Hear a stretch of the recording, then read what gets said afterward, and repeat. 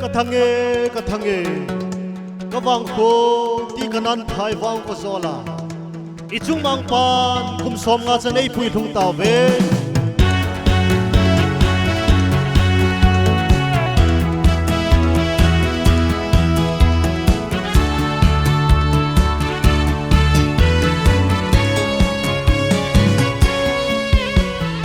Isung mang pan ei wang bona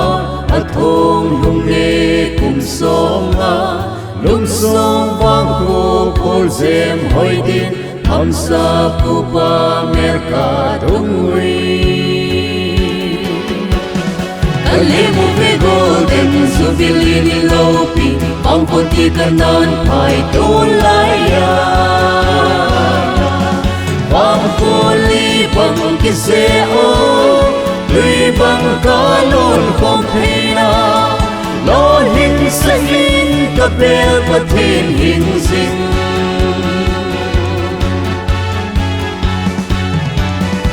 umi khan lo hin sa hin sumang pan bo na vang kwa sum le sil nei le go san kasun kasung mang pa nang bo thằng hoa na sâu ngây trên hùng tua của muôn hao nan vang cô hằng sang in na vin tu ni hang lai li bằng kia se bắt bằng ne min ka doi ngal kim nao ka tu nin ka ai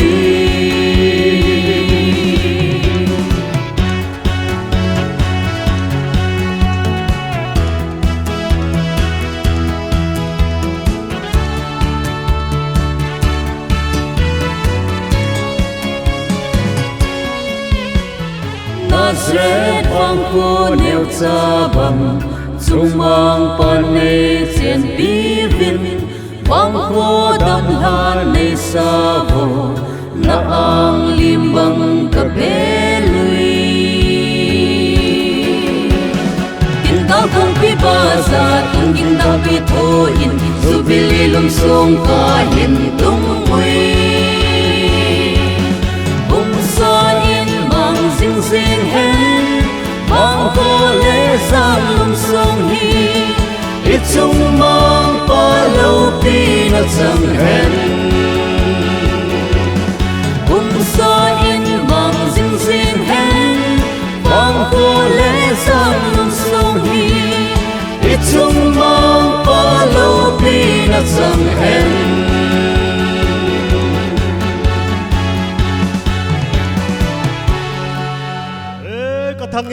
ka thange ka wang ko ti kanan thai wang ko zola ichung mang pan kum som nga chan ei pui thung taw ve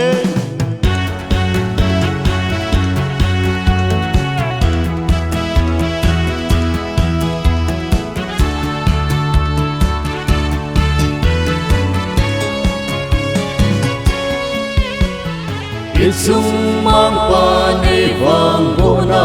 athong lung ne kum som nga lung som wang ko pol zem hoi din ham sa pu pa merka dung wi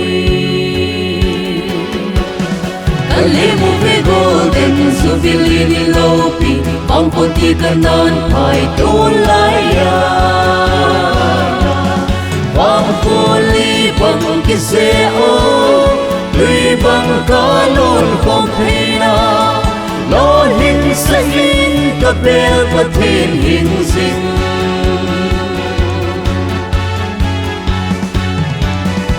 umi khan lo hin sa hin sumang pan bo na vang kwa sum le sil nei le go san kasun kasung mang pa nang bo thằng hoa na sâu ngây trên hùng tua của muôn hao nan vang cô hằng sang in na vin tu ni hang lai li bằng kia se bắt bằng ne min ka doi ngal kim nao ka tu nin ka ai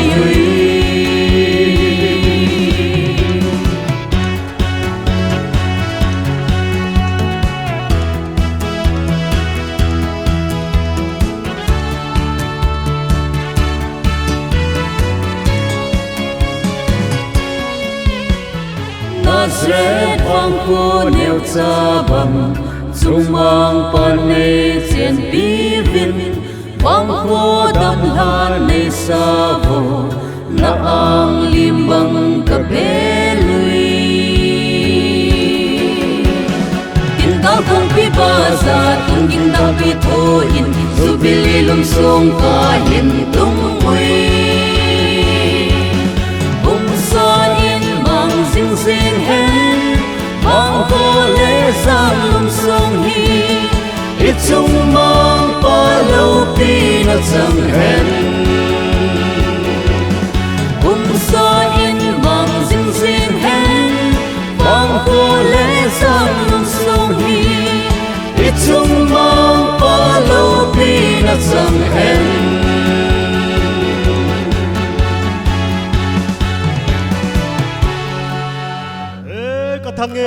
ka thange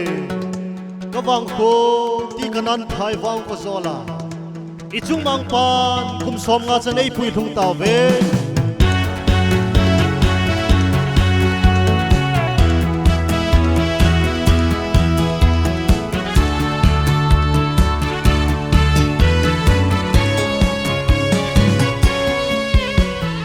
ichung mang pan ei wang bo na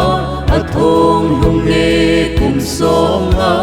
lung sông vang khu phol zem hoi din ham sa pu pa merka dung ri kale mo ve golden suvilini lopi ang konti kanan pai to laya vang kholi bang kise o lui bang ca lôn không thấy na lo hình sẽ in các bel và thiên hình sinh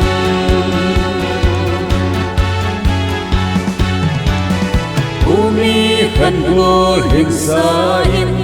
chung mang pan vô na vang hoa sum le siêu nei le go san ka son ka chung mang pa nang vô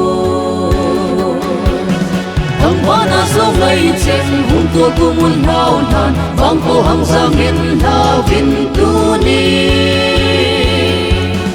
hang lai li bang ki se i pat bang ne min ka do nui la kim nao ka tu nin ka ai hui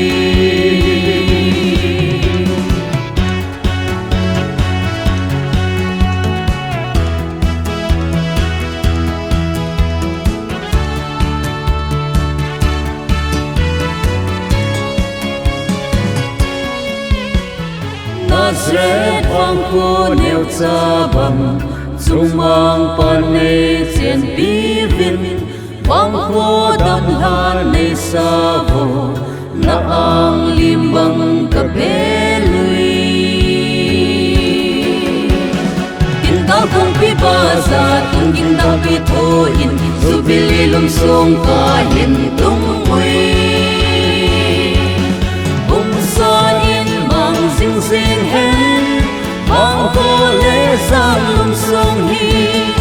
ít chung mang pa lâu pi na chang hen sa in mang sing sing hen mang ko le sang lum song hi ít chung mang pa lâu pi na chang hen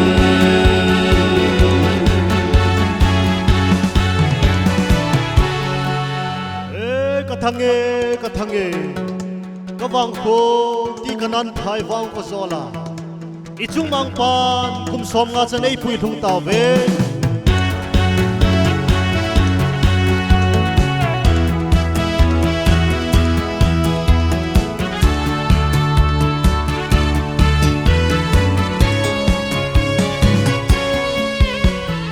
ichung mang pan ei wang bo na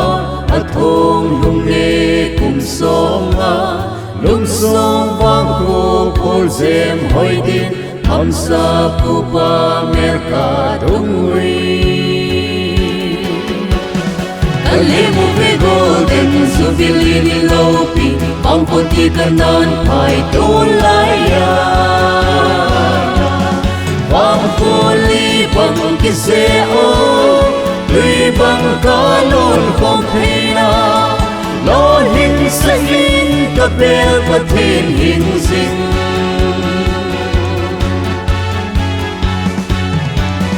umi khan bùa hình sa in chung mang pan bùa na vang hoa sum le siêu này là gấu san cả xuân cả chung mang pa nắng bồ thằng hoa na sâu ngày trên hùng tua của muôn hào đàn vang phố hàng giang miền thao vinh tu ni hàng lai li bằng kia sẽ in bắt bằng nè min cả đôi lại kim nào cả tu nên cả ai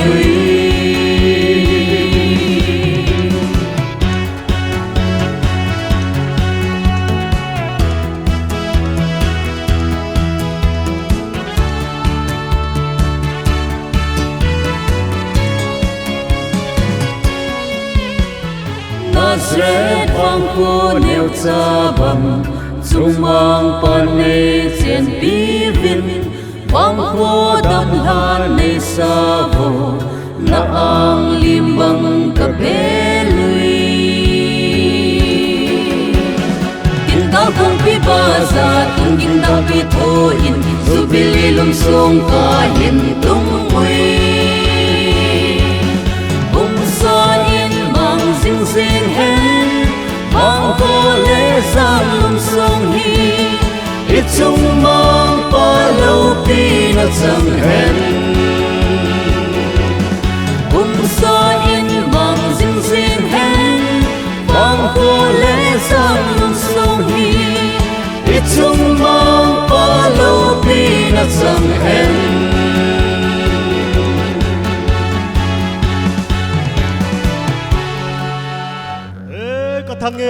ka thange ka wang ko ti kanan thai wang ko zola ichung mang pan kum som nga chan ei pui thung taw ve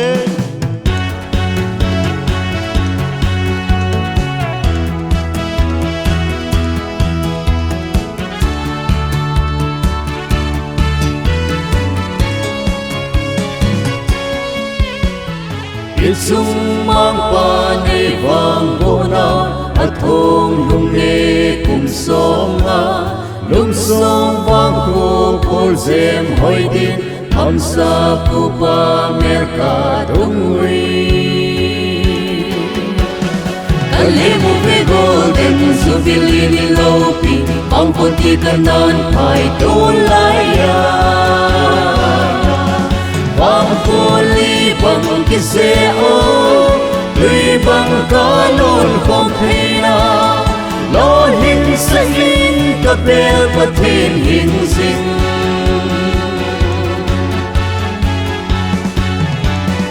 umi khan bùa hình sa in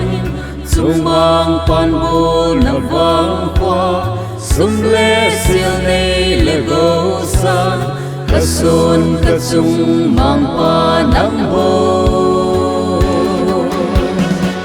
hoa na sâu ngày trên hùng tua của muôn hào đàn vang phố hàng giang miền thao vinh tu ni hàng lai li bằng kia sẽ in bắt bằng nè min cả đôi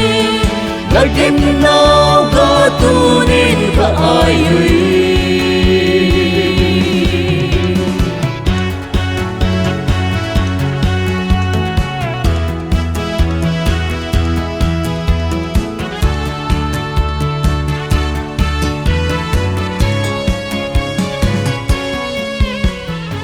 Nazareth vang cô nêu cha bằng chung mang pan nê chen bi vin vang cô đan han nê sa vô na ang lim bằng cả bê lui kinh ta không bi ba za tung kinh ta bi thô in zu bi li lum song ka hin tung mui sa in mang sinh sinh hen mang cô lễ giang lum sông hi ít chung mang pa lâu pi na chẳng hen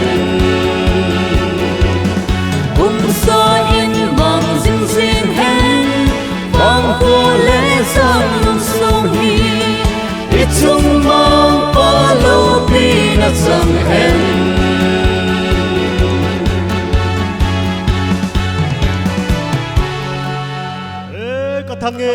ka thange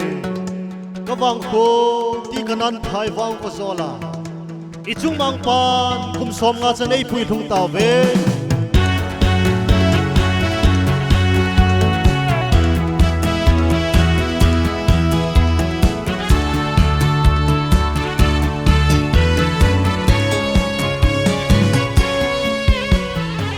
chung mang pa nei wang bo na athong lung nghe cùng sông nga lung sông vang khu phol zem hoi din ham sa pu pa merka dung ui kale mu ve golden jubilee ni lopi bang pon ti kanan pai to lai ya bang poli bang ki se o lui bang ka lon không thấy na lo hình sa hin ka bel pa then hình sinh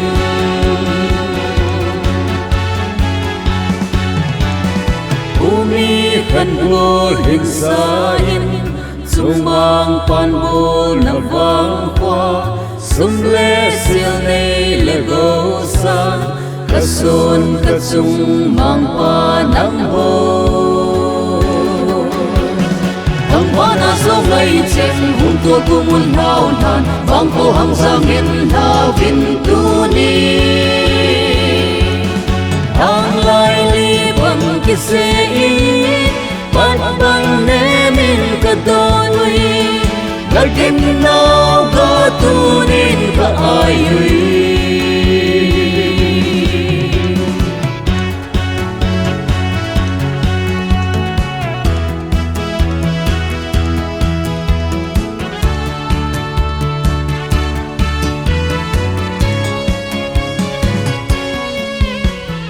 Nazareth vang khu nêu cha bằng chung mang pan nei chen pi vin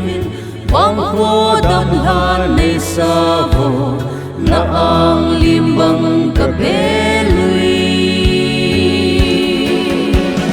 tin ta kong pi ba sa tung gin da pi tho in jubilee lum song ka hin tung ui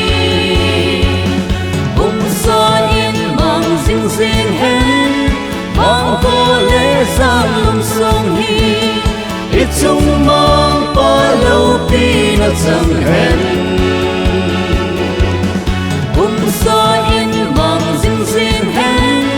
mang ko le sang lum song hi it chung mang pa lo pi na sang hen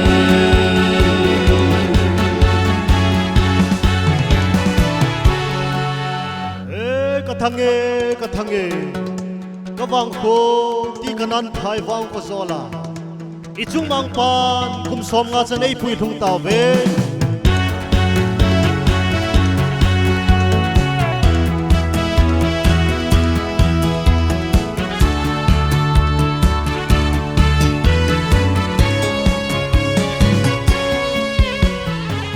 chung mang pa nei wang bo na athong lung nghe cùng sông nga lung sông vang khu phol zem hoi din ham sa pu pa merka dung ui kale mu ve golden jubilee ni lopi bang pon ti kanan pai to lai ya bang poli bang ki se o lui bang ka lon không thấy na lo hình sa hin ka bel pa then hình sinh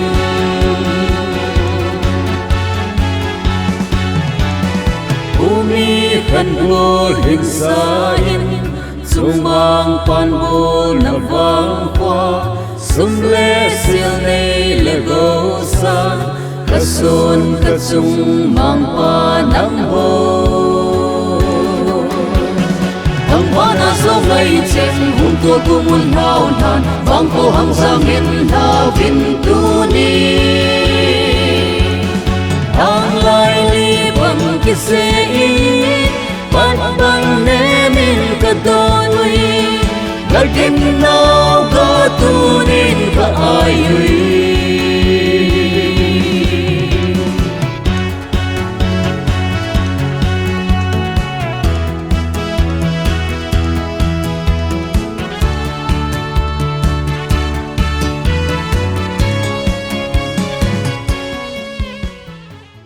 Emily pa hong hum to kilhon ni ibon sa vin kot abeng ni beng oite.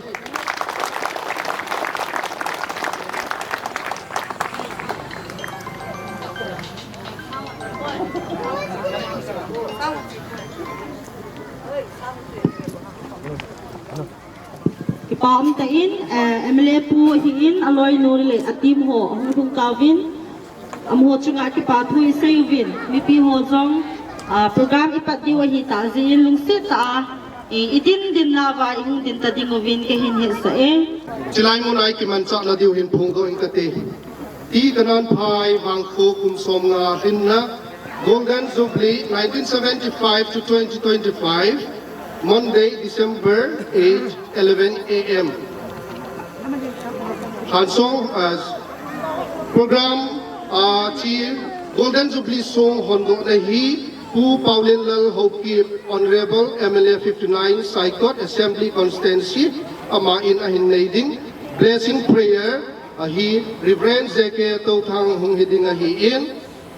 To in ama sa pending in program Team Soding in Upa Ngamzathang Tautang Amaphat Kahinpi Bagay-bagay kapatid, dukum kanan pa'y kulang yang nangin nagungsi na sila wang laham na po din kung so nga rin na bibili so naging kahin di kaita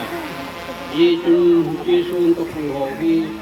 nang mamirong si nere nang man ni kuto nilalawa kulang yang dam na nagya kahin ko nang man na tina kung sa nga ay tugal kayo kapatid ng pangwa na kahinpiwi na Bila tunay ti song po kinahong kimang talingaw si nang indam na naipibin lang kalawa asad na lepoy na at na yatong tumulong luyaw sa kunin daw nang ihulawin siya katawahin. Bila ti kinahong kimang taling nasatate awahin akin siya at na anayawa sila apan na rorti at ay hasil na rin nangin lunglethan hinpanpin ng sila sinalehan na napia Sailing boarding holo si nangin ahin panpin nga kataw ahi sila jika kuman sa alay sumipin nagagawin niyo yung video lang katokil ka ball kaya na rin holo sa nangin gero ay na lang naipipin siya kapano kapat yung panawain ng mga panpin nga sa kapakay yeso na kataw ahi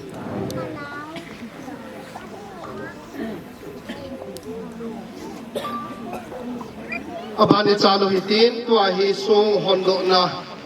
MLA apa ako na ininay diwa hiin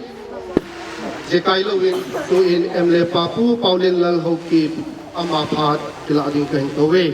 Ngày lúc na nay pirwa nay day sa ating gawin kay man kanan thai kung som nga hinha katin wang buon na ngayon chi na song hi kan hong tay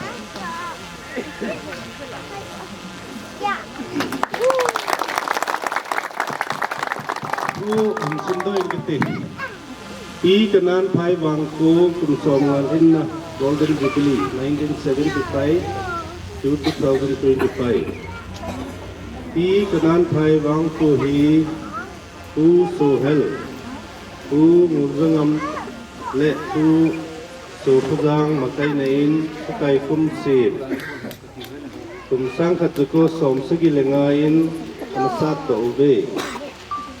upa hinain sohelit Sohel le pi name the vein 1975 apat 1976 tel hausa anapolone acha pata pen tu dilkulet le pi hai kolamin 1977 apadin 2021 tel hausa anapolone apa om ta lo nungin acha pata pen pu hel kumang le pi sangte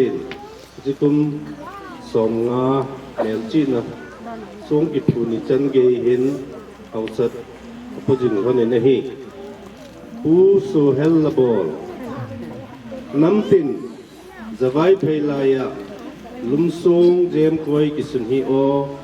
ชุลโลเจนินวานอิคุปน้อยน้ำตินจันินเมล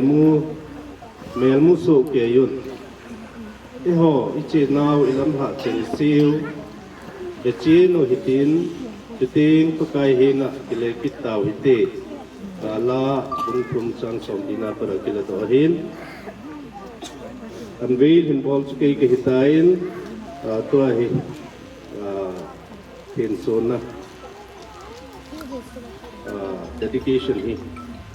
ผู้ Reverend J.K. เท่าทั้งพัดนับเป็นสมตั้ง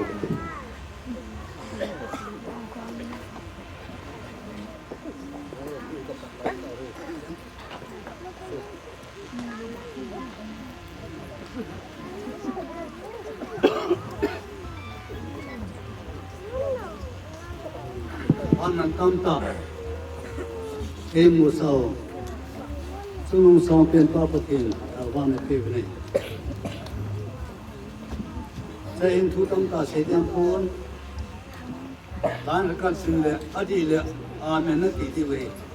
อดีตเราว่าจะอาเมนนั่นติดที่เวอีกเลยสำนองเอามาเอาสาอังุมดิประเทศช่วยทำสิ่งสาหินได้อุมาหินอังุมดิมุสหินอัลฟาโอเมกาโลปีนั่นแหละจอยน่าจำตาเห็นอาเมนดีบ่อาเมนโอ้ประกายผู้สวลอินสุมิเตผู้ซึ่งเคลื่อนเห็นสวลมังเห็นมิจันยามานันคุยดาลินโลปีนั่นแหละจอยน่ามากันตีนี่พอสุมีเตยลูกิโตตาประเทศนู้นปีน่าสันสารินน้ามากระทำนี่ปะกายดูปะกายปีหันลังกิจาบอนอะไรกิไงลุ่นนะไว้ห้องนั้นโอ้ปยิงตาเห็นพอสุงะคำดองมิจิมิเทมกิเสียตัวจึงหันลังเอาสภาเลยคอมมิตี้เสียมังปัจจุบันตัวไล่เป่าพากิเสียถึงเขาจะนั่งสุงะไงลุ่นนั้นไปห้องนั้นทุกนัดจังกิบุ้งขันนัดทูกิเสียดาเห็นนั่นตินจิตตินาดิงากิเลคอมนะฮอปปี้ขัดเสียด้วยหุ่นตาเห็นเนี่ยก็จะรัศมีเห็นก็สุนัขจิตาเห็นที่นับพะโลกิปุรุนักโคมีตาเห็นอาจารย์นักกิจกันสิ่งนี้อาปะเทนุปะกายคำนำมิเตจู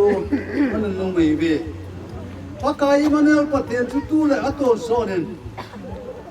อาการลุยมุจิงตาเห็นอินเกมาเรียนจำใคร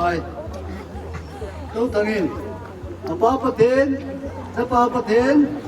เราเที่ยวปะเทนมินปนิดิส่งให้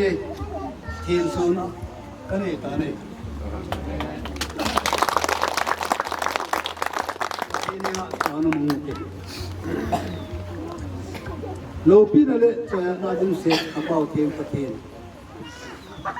นี่ตัวพานี่มีคำตานมุดโลยองเกี่ยวในมุสาวะนั่นโลปีนั่นตัวเนี่ยเอสบอยคุ้มโลเบียมินิสเตอร์ปานันคุยอะคุสุมีเตลุกิโตตาคุสุมาทีนั่นมันนั่งลุยละพระรามกิตุตาคำมันเทนั่นมันก็ต้องลุยว่าปากายจะส่งให้น้ำมันโลปีนั่นจะส่งให้น้ำมันขนาดพายคุสุมีเตน้องปีนั่นส่งให้อีเบเนเจอร์ที่สังเกตมาไอ้ปุยป้าปะเทียนจุนไอ้ปุยจะเป็นเรื่องนักคนน่ะผมคิดเป็นเอาเนี่ยนี่ช่างฮีคอยตะบัง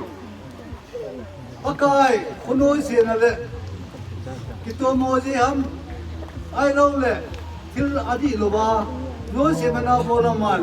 makai na ma atu tu kan ne na ko kan ko nei lo pi le pa ta ka chang na maung chang na tu la to so nin nang man kanan phai ho bu mi te le usu mi te le si som alo pi na nang man mu pi jin pu pu na jare se sumin ataw nei Ramang loyo se minister hinan nabon chawe jana salam kan pile laki po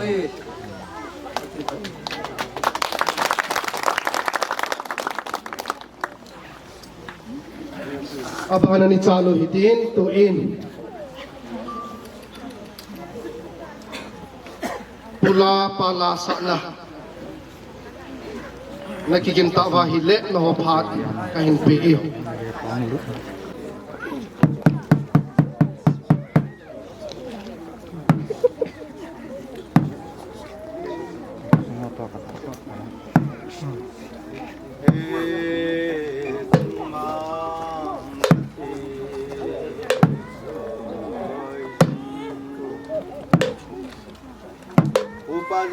Tuin Dapi Chumding Ama Sapini Emily Pa Unghintin Abanle Minister Pa Humasanlang Abanle Emily Pa Unghintin Aban Banagan Pundi Lahi Dapi Chup Hihitai Velni Ni Hisok Kaiding Lahi Song ka po nung bili, mango.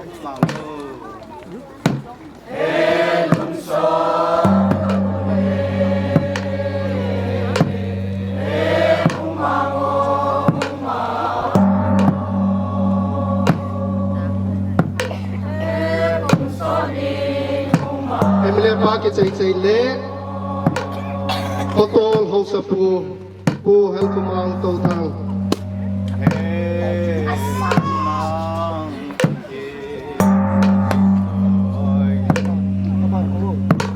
Aban Pa Thang So ki chay le Pa Tong Zang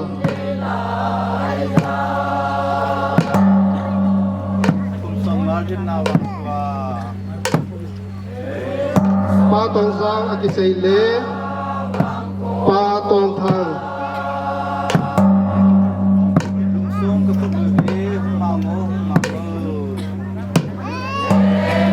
Ama ki chay le Pa Thang Len Mang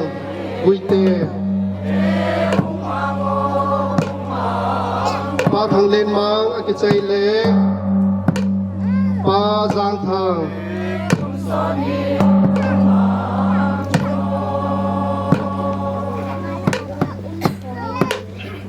Pa Zang Thang ki chay le Pa Hel Kulun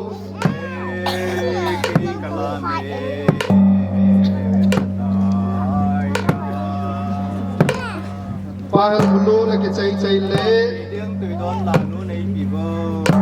Tu Pang Mang Chief of Sangkai Ama Hong ki chay le Tu Hel Kugin Keep Chief of Siden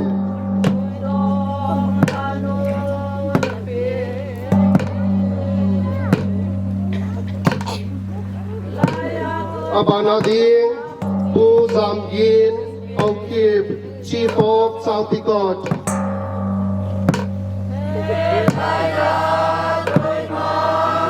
Kel Lini Beisok Kedi Wahi Abana Pu Hemon Hokip Chief of Sezang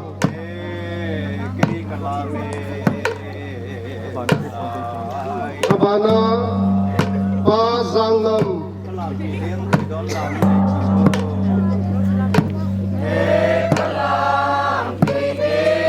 Kimobit si Angay Pui Hilaya Hozong Lakoy La Sa Zao Hozong Azib Ding Zao Hizi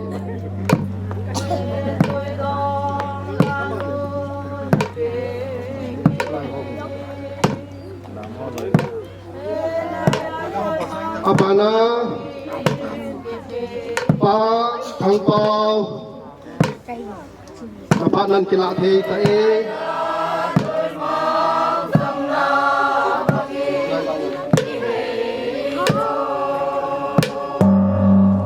pa jam thang ba nai ki gon pu ti ben ket sa e pa jam thang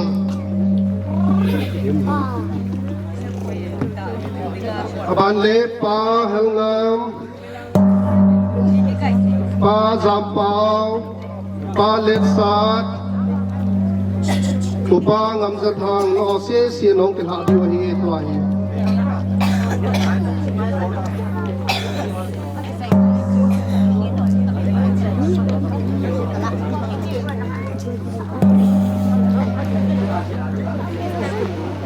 pan pa jam hong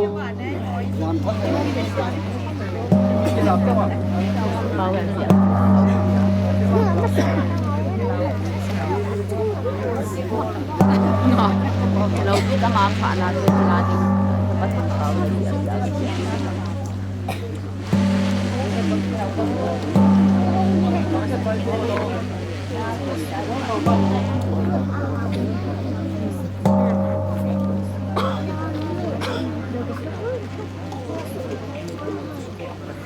Tapi chuna tu chunong kicay tayin. Mula pala namin topi ho hihanlang minister pa hihanlang MLA pa hisungle. Try song muna pa himang zo si chunga ki pa tu isay ubin. Kwa hi holang ay chidi wa hita si NVP ho kama hiat sa chu. May maana chinay po hitin. Ama sa pen hi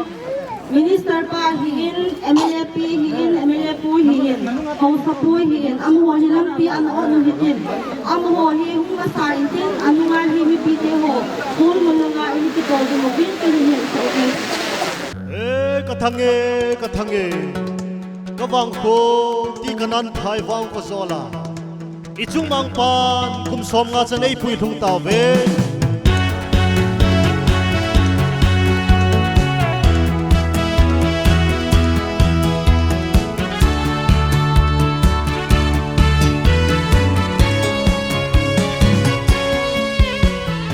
Isung mang pa ni vang bona athong lung ne kum som nga lung som vang ko kol zem hoi din ham sa pu pa merka dung wi kali mu ve golden subili ni lopi bang ko ti kanan pai to lai ya bang ko li bang kise o lui bang kalon không thấy na lo hình sinh linh ka bel pa thêm hình sinh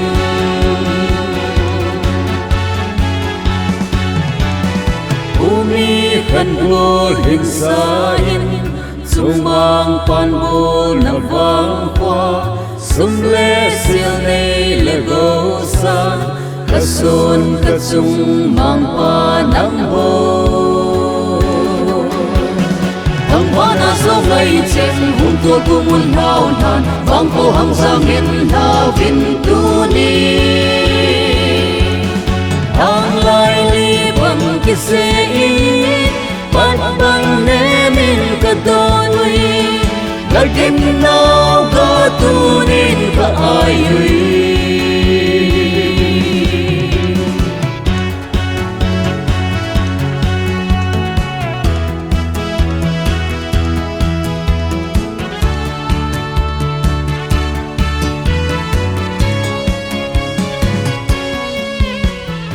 Nazareth vang ko neo cha bam chung mang pan nei chen pi vin vang ko dam han nei sa vo na ang limbang ka belui kinda kong pi ba sa tung kinda pi tho in subili lum song ka hin tung mui sing sing hen mang ko le sang lum song hi it chung mang pa lo pi na chang hen sa in mang sing sing hen mang ko le sang lum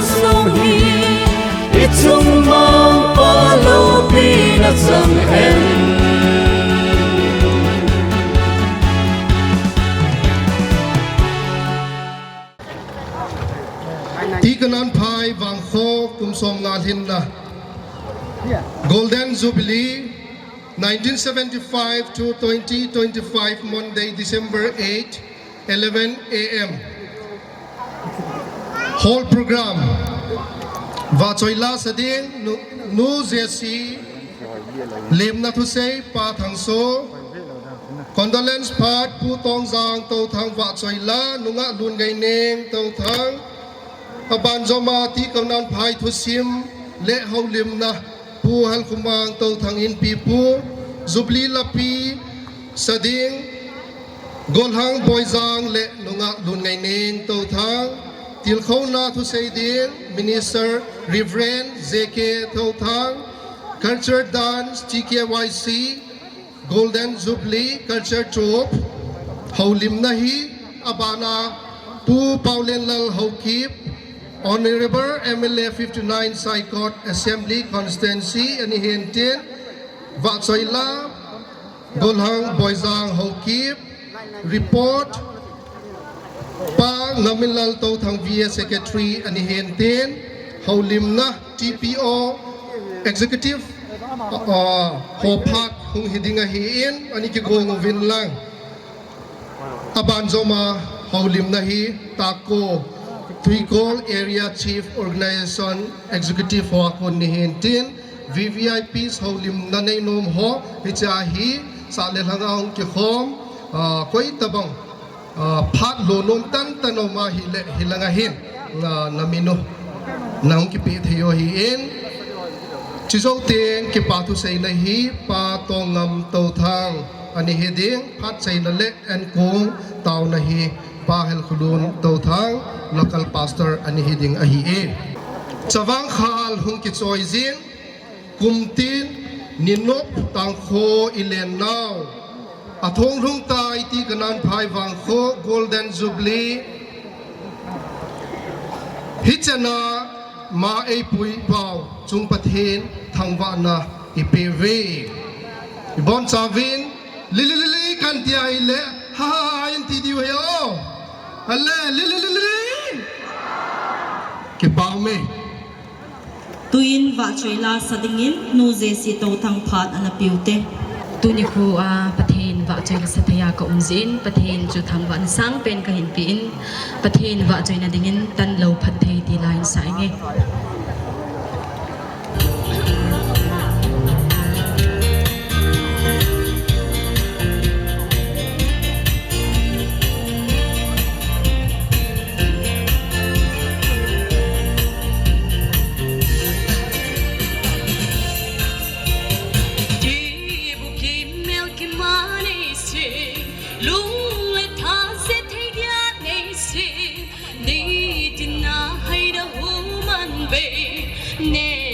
Don't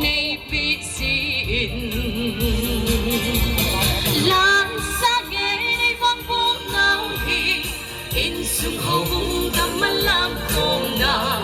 phat thei na ho sim song thei dia dan lo phat thei ri san sa sa lo til ki bom na ki dom so se ba kai san sat na chi na le pip na wa kai ban na chul lo ding dan sa hi bang bu nau hi in sum ho bum da malam kong na phat thei na ho sim sum thei ya dan lo phat thei san sa sa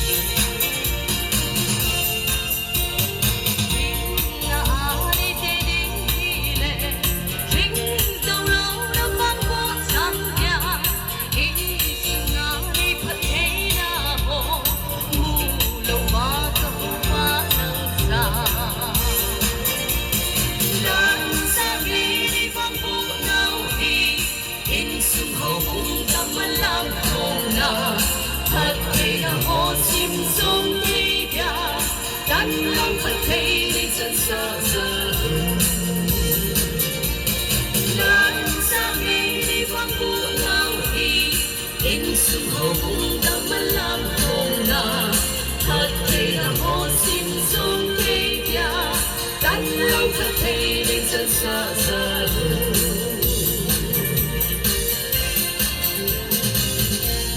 ระเทศเกาะใจไรสานาอุบลจาวดึงประเทศพัทยโบตาให้ Welcome speech si ay pau ahi kipa tu sei le de welcome speech ai le na hung do bon sal ka li me ki ti ki chai ding kha dong ne yong le ka sei ti kham khamin sing ka tin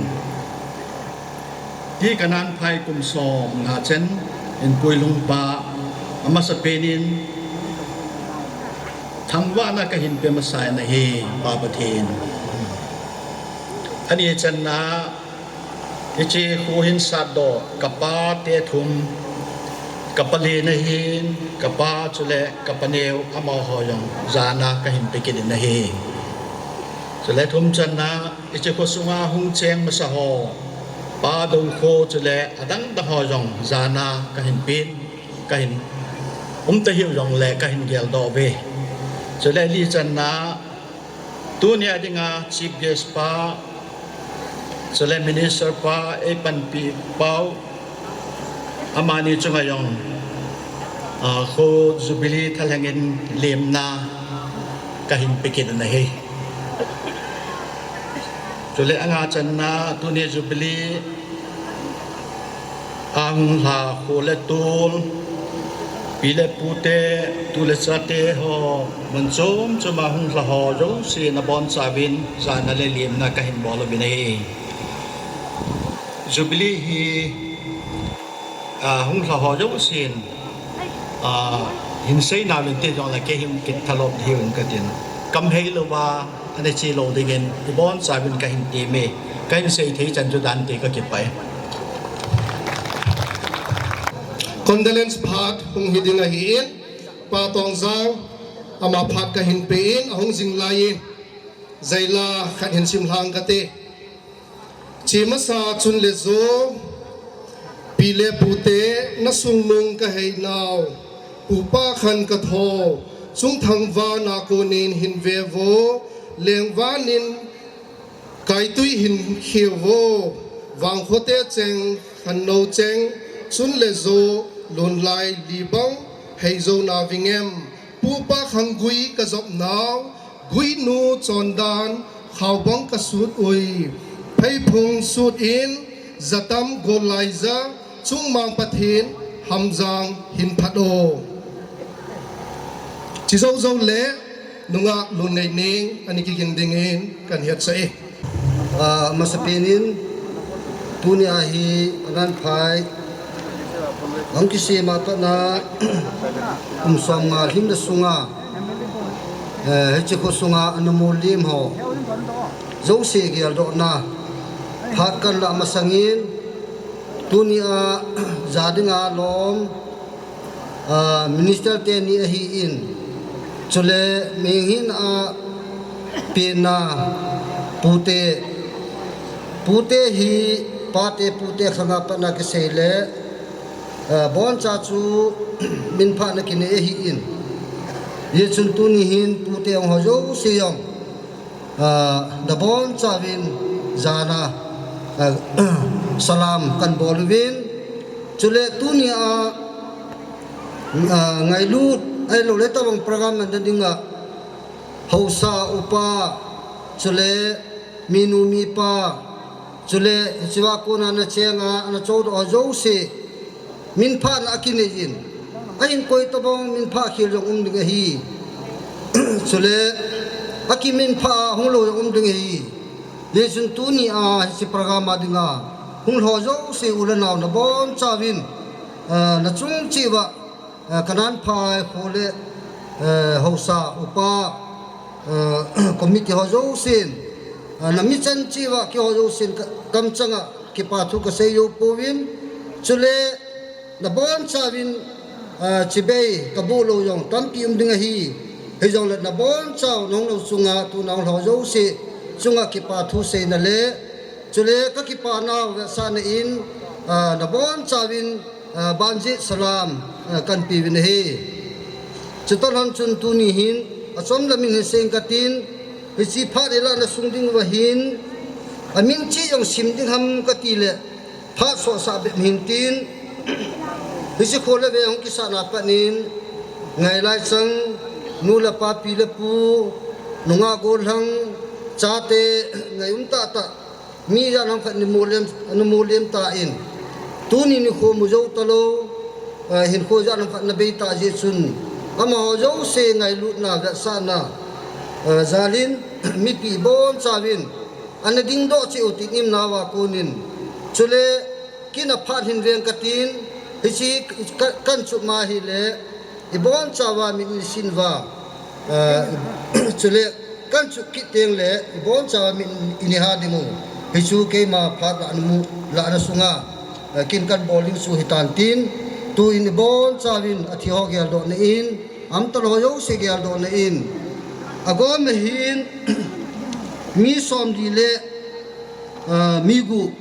khu kisana pa na kun song alin na sung tu ni sana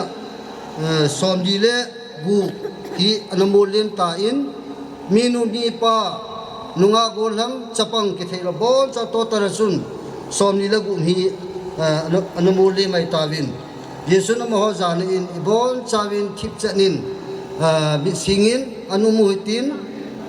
chikan vo le mi sin dingu kan vo kit le chu achai na hi ding he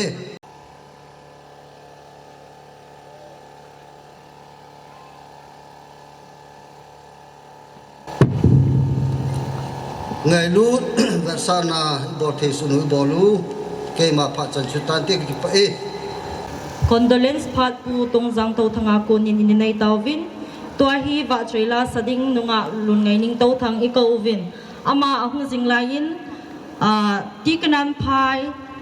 wang khu ngai lut na le zupli mel chi jing na dingin bets ka simu win lung sit ta mi pi te hon inay kham ini pi wa ki thu pi na ki pa pi na ini cho pi ding ovin ke hin het sa e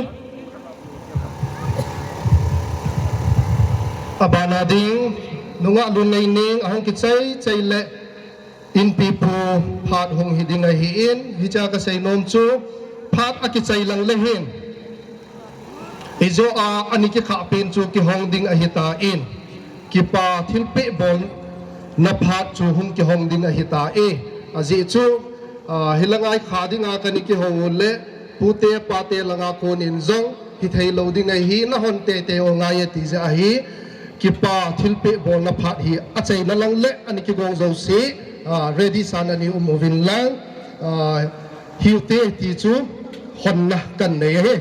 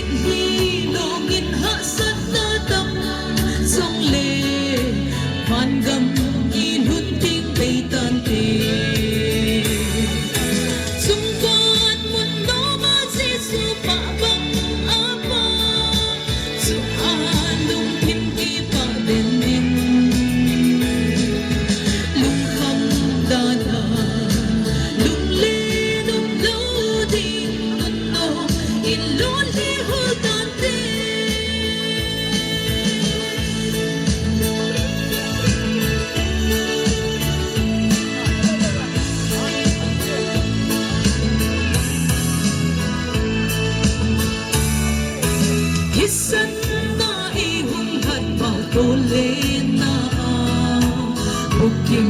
kanti no sana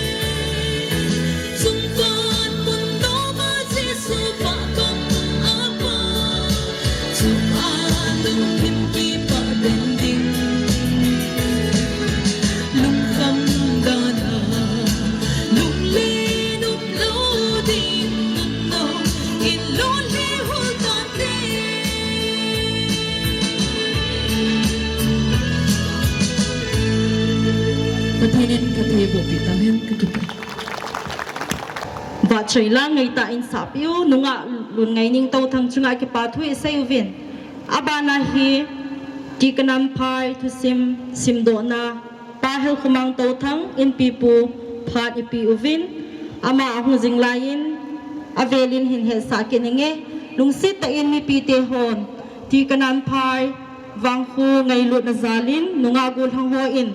bets anzu uva hile lungsit ta ki phal ta in cho pi dingovin ka hin ti mu ve ama sa pelin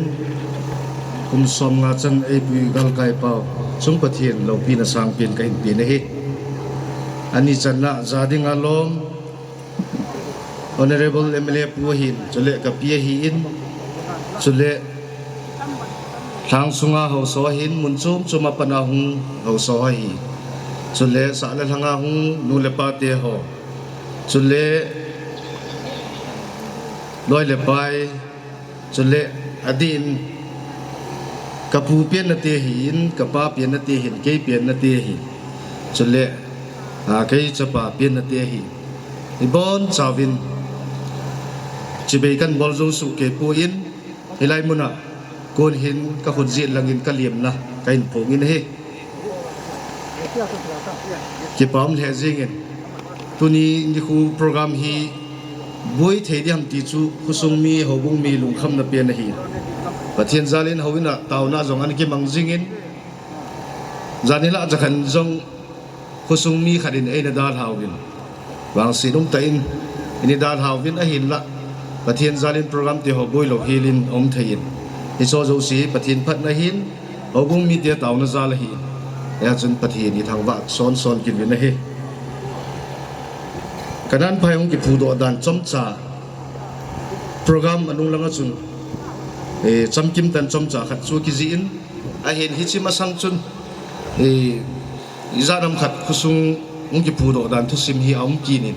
hi chi jong chu ka het khamin chapang chai yong hin sei ka ting ko chi zo le thilpa bol na niaw khat kan nei nom ki nin ko chi zo le balding niaw khat ngom ki nin hi cho si chu ke phat sunga kan nei ding a he ti kadan phai khu hi 1975 kuma hi an ki sim an ki phut do hi hi chi ana phut do kapu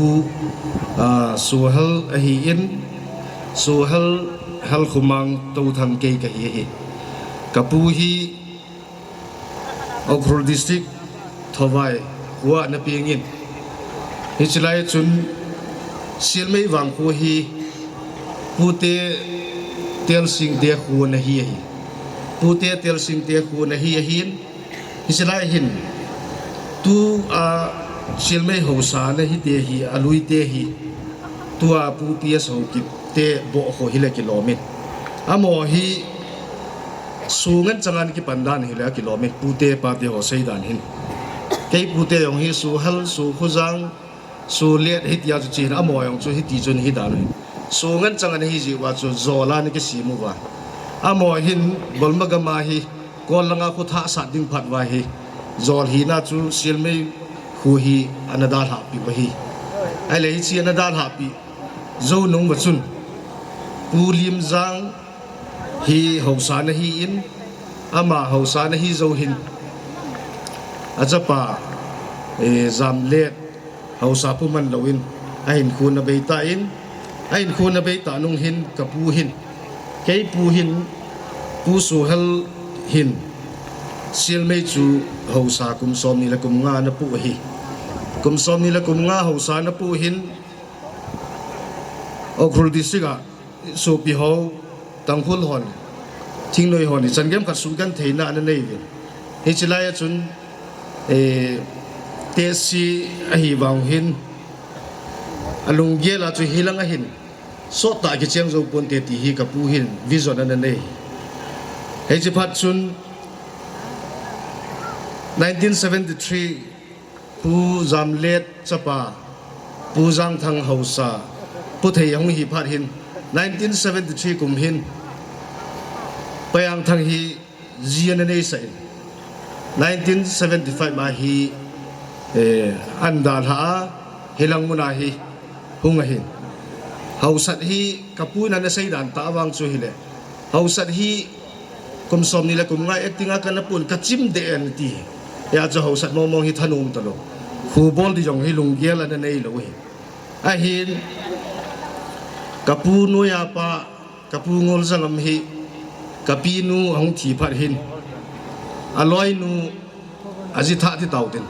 aloi nu hi kapi thei ning hi sang pi ko te na hi ki he ya chu kapi thei ning za la ku na hi hilai karan phai mon hi alam pi an gun wa hilai mon hi hung ge khai ti chu karan phai hung ki pu do na ama sang jep thu sim pa chu hi chu hin tin hilai hin pathin long si din khule viang pu te ho lung si na zalin kang lei niau cha cha kui ham puliat sa da hi in puat kumang ho loi kui ham ai ti chun niau na lawin he cha kun chun hu hi a hin bol to vin hung ki bol do hi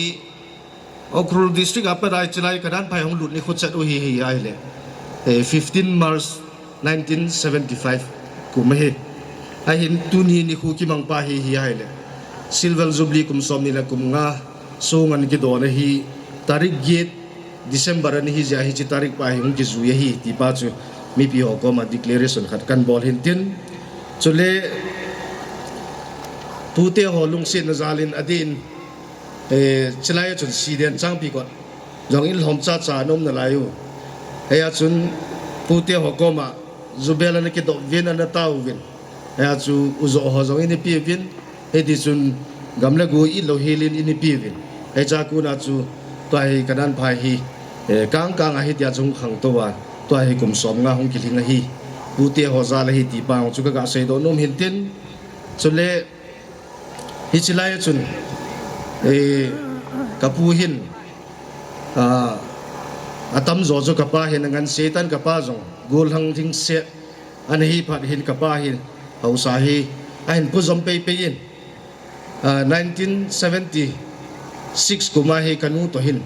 hung ki chiang honai helai kanan phai ading a he mary zong hi holy mary zong hi bol ma sapian hi on hi amani hi ya chun hung ki chiang honin ai là con chun kapa le kanu hi hau sang hi to pe in 2021 in ama hung bei ta nong hin ke hi chapa ta pen ka hi ji chun yo khang bui ki tol dana chu lo thei lo nob le da thum lo ileng ko wa hung ke ngap jai hau sa dana chu hung kiu ma hi ti pa chu ka ga sei do nom hin tin chu le hau sat thu do lo hin ke hi hau sat ki ti mo hi kong ki do ti la pa na thanom lo ka hi ai chu in sungen te ha san ki hin hau sa ki ti chu ta sa yong in chen ngai hi mi lunga ki tu zo puin again te ha sa ki tu zo puin hi chun hau sa hi ke hi kong ki do ti la pa na hi kan nup lo hi ya chu ka pa ko ma hi bong ki gan the hi bong ki ha sa la ya hau sa hi sa nga hi gamla gu ho hi kizu do izi cha to ai lom kala in sumi to nom ta hin ding hi kana ti ni ve thum ve chu kana sei ka pa hi mi kam tam lo hi ai la ya ini don bun na chun hausa gam la gu kizu ho jong ain jiang be se ka ne he po ya ti ya chu ke hi ji kan nei zo nung jong hin hausat hi athing a se ka ha lung lut po ai chu gan the ha sa ki zin ki sol lal na ki dimin a hin kong ki gel ha na hin nai chai na lai a sot nai pu ya chu thi lo yo si hi i ga ge la hi le ho hi ni zo sin amo sim do the chu jong le amo nei the hi pu elai chun pathian zala pu le pa te ho gan thei ta pa na la na pau chu i ma chalo be a ka su ma nga hi le apap zo si gin ka ki pu ding ti hi kan ki gel ha na hi hung nai na lai e ja ki pa da hi nei le nei lo thum lo wa khu sung hi pathian zala sim thei chana sim ding hi ti chu pan kan la na hi nai cha hi na lai he ti hi ka ga sei do no min tin pui ta bangam ka chui le hausa chu thanum mai the ke wa chu thanum lo be tu ni chana thanum lo ke a hin a lo thei lo i ling ko wa ki ngap la ja hi ki pu ham ti ding hi ti pa hi ka ga sei do no min tin chu le ตัวนี้นี่ครูอจงหินกีป้าองตัดจูมีตั้มปีนกันเทหาซากิฮิจีหินสมละไปกิทูปีลอยกันใจกิทูปีลอยจะจงเละคุสุมีจงปันนาทีจันนหงปองอินบ่ฮอเจ้าสีจาลาฮิตุนีโปรแกรมฮีมูลโพโลวาเกฮีดิงฮัมฮัมกะฮีตีป้างจูขะกะพนดอกินหินตินฮิจิจุงจูนะจุนคุสุงฮีกุมสมงาหงทิงดิงดินมนินหงอุมตันกาเลตุลหงอุมจีหินอิสันเกมขันลงเกลจวนบุยกาเลตุลมาสังอินกิสินสานาอิสันขัดส่วนกินเองอาหินละกาเลตุลหงอุมเลอุปายุมตะโลขุเลเวียงตั้มปียงกิฮัลหาอินฮิจไลละจุนอีเกียลาเฮเลฮิตีตะบังปาฮีกิมังเทเดกิมังเทโลโลเดียมตีปาฮีอิลุงทิมายอินีเกลสร้างเปลี่ยนขัดส่วนฮีไอหินปะทินลงซีนันทุเลลาเนียวขัดหงทิพดิวินเฮลายจุนคอมมิตี้ฮอกอมากันเซจูยามเตียโปรแกรมฮีได้บังตายบันเทโลวาเฮเลสูงสายจงเลปาสรขัดกูตินปะทินเท่านูขัดกูตินสูงสายจงเลเมียร์จีนเบฮีตุนดิวฮีติจูกันเซไอหินปะทินลงซีดินทุเลลาหอยเวน่าเฮเลโปรแกรมในทีดิ้งดินมุนาหงุมตาจีหินโปรแกรมจูไอเทจนากุนหอยดิ้งตีปาจูคอมมิตี้ฮอกกิทลูนะฮีทุเลลาพาหันลังเฮเลกันลุงเกลวาจูนิลฮาเลหินgospel concertบอลดิ้งที่หัวจูลุงเกลันกินเอหิไอหินกาลปีน้ำกาลอินในตาพาวินฮิที่หัวตะบังสุกิกงไทยตะลวฮีที่จงเลตัวนี้อินประเทศปันปีนซาเลสาเลทางอนุเลปาอุเลนาวซาลาฮีตัวนี้จีโปรแกรมฮีโหลดถึงไทยดิ้งน้องมินเก็บเอามินนั่งหัวจูสีซาเลนประเทศกระทั่งไว้เดฮีจนเลกักิเกลทุบปีเปลี่ยนขัดจูคุมสมงากิมังตาอินสมงาจ้างเห็นเราดิ้งตีฮีกักิเกลอะไรกับพุทธให้ปุยจุนประเทศก็มายองอินสุงะกันเต้าจิงวินอินสุงมีหอกกะหาเต้านาจูฮีอินจุเลอิจันกิเซยองเลกุมขัดเลอินขัดกิเบยองเลกุมสมงาจูอินสมงาพะเทยาจูอิจานิกิเซทีมันลังกิเซนาลงเลยเอาสปาจะไว้หอมทีมเหล่าตีนะเฮียจูอีเวน่าเฮเลยอันทางปีนกุกิจาตีอีเวน่าเฮเลยกุมสมงา golden jubilee มังโจไอหลอมขันเลยdiamond jubilee centenary มังโจไอวางอินสมงาจังพะโลตั้มปีกิวไหมก็เกี่ยไรล่ะกับปูนั่นเองเฮียจูอิจานากิเซวางอินไว้หอมทีมเหล่าเฮียเอาสปาตีจูเก็บปมดานฮิจิงเฮียจูปะทินอาตาวน่ะอินสุมินไม่จามาตาวนั้นอาจจะหาเกลโดอินปะเทียนซาลินตีดีจริงตินน้ำกาลงฮีเกยอาดิงาฮีปะเทียนินใส่หลังขนาด blessing ไอบอลนะฮิตีกระป๋อมนะฮิแล้วจนปะเทียนซาลินอามอกันไทยตันอินฟูมังจงเลยมีจานำขัดอินสุมินอินเบลไว้เลยตุกุมสมงาลินนาฮีอินสมงาลลีกงไกวเฮจีก็เกี่ยอะไรละปะเทียนโลปีนะอากิดังอินจะส่งเลยปะเทียนินอีกเกี่ยเราล้ำตาให้อีปุยดานไปก็เกี่ยอะไรละกิดังก็ใส่ยาจุนปะเทียนกระทั่งไว้อินตัวนี้หินขุสุงมีที่หอกิงไงนะที่จงสุกิฮิปุยฮิจงเลยกินขุสุงมีหอก็มากระใส่จูกินกันเนี่ยนอนนั่งงอลดิวตีวางสุกี้ยาฮิโลฮีกินกันเนี่ยเลยนะเนี่ยดิวก็งอเลยนั่งงอลดิวตีจูกินขุสุงมีก็มากระหาใส่จูฮีจุนปะเทียนซาลินอมอลุงอ้อยนะจัดวางสุกี้บอลโลปุยฮิจงเละฮิโซจัดินปะนักกีฬาตัวนี้จงอมอจงลุงไทยโมเบสเซปนเตติฮิกตาสนะฮิจะจูขุสุงทุดอลเละยินสอมงาของไก่ดานุทุสินจอมจากกันใส่จะจูหินตินตัวอินกะลอยนูเลยก็เบียนูลังเอาหันตินทิลพะบอลนะกันในโนมูวินฮิโซฮิบันในจ้ากันกองโดดิ้งหินบันในใจอินบอลลิงกระติ้งวันไหนนะอามาสเปียนินผู้เปาลินลลฮาวกิบ honorable MLA กับปูเละกับปีหุ่งหันเอ็นตินอามานี่สุงอาทิลพะบอลนั่นยาวขัดกันในโนมูวิน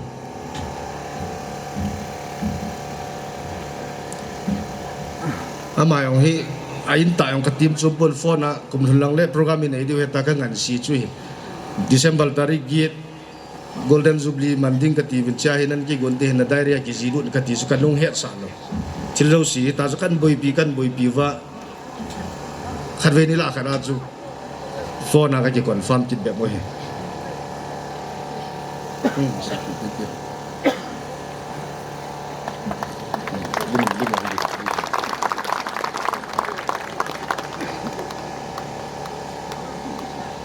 abana dingin tuni minister pa reverend ke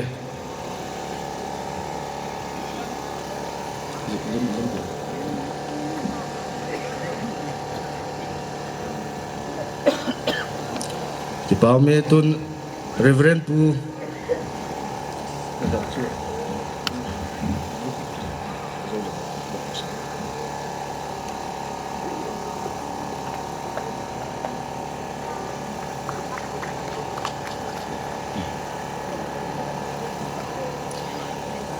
abanin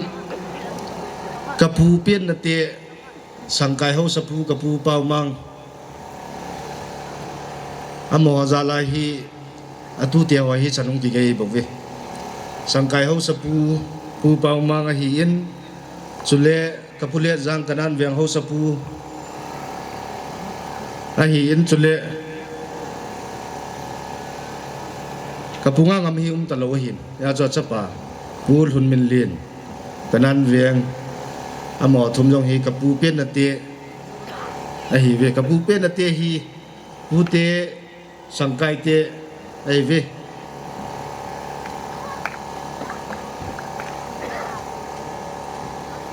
kapule jang jong la ong le phan te ama yong hi se ki sei moi ai wanga he pu nong lo lei thei lo he ka tha si de ka tin ama yong chom den ki pau min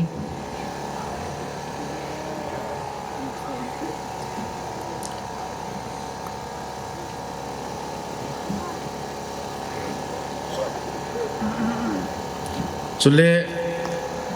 abana hi kapa pian na te kapuyang thang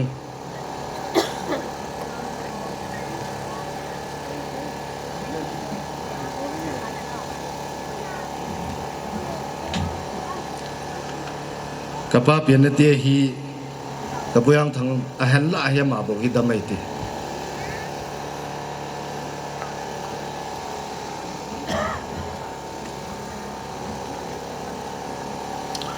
abana kapu thang khu khai kapu pakang kei pen na te abana kapuyam thang hong pe le phan te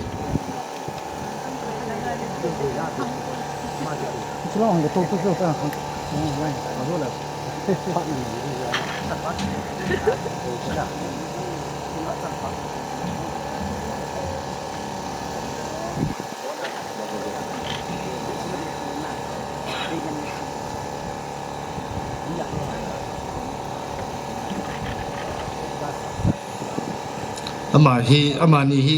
kanu bulet anaw he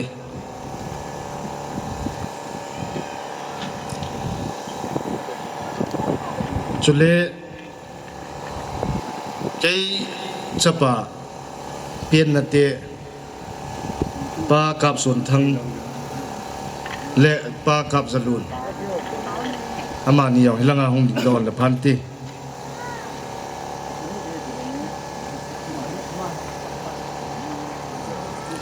pute pian na lowa hi mi hing generation chi thei lo hin ya chu pute ho za lai ke ho hi chan chan hung lung ke vi pathian zalin pute ho jong pathian in dam na pi vin tuni chan ge in idam pi vin amo yong dam sot vin tin pathian in phat thei bo jing han chule abana hi to khom pi thang sung ho so zo si yong hi pun ka sil pi no men hin la akizo bui Silver Jubilee anaki manhin khosung apananal ho hi in anabui pi ho zo si hi in sung record ka vena hila alisa pun anasil pi so kevin kapute kapate ho tunya hi thangsung ho sa kapa ta lo nung akin chip transfer kan bui pinahin siden ho sa puhi in champi kot ho sa puhi in chi za ho sa puhin amo si hin recommend ei bol wa amo zala kuna hi chip transfer kan ki bol do hin ya cho mo yong hi sumil the hi puin pu hal khogin hau kip chip of siden karang khogin chelanga hum pilop ki pau min tin ki pathil pi neo khat ka bol pi no min jong le ama siden hi khan khu chi dola chu tu tuai ke wan he gang ka tiu hi atam zo hi pu te pen na te zong hi wa hi na chuna mo lung sin na zala hi kanan phayong hi hung ding do ai bo ve ya chu ama jong pun sil khat chai ong le ka bol pi no mi vin abanin pu jam khugin ho kip chi bok chang pi kot ama yong ilanga hung do le phanti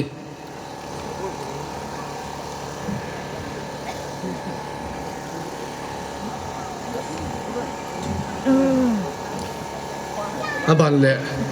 pu hemon ho kip chi bok chi jang ama yong ilanga hung le phanti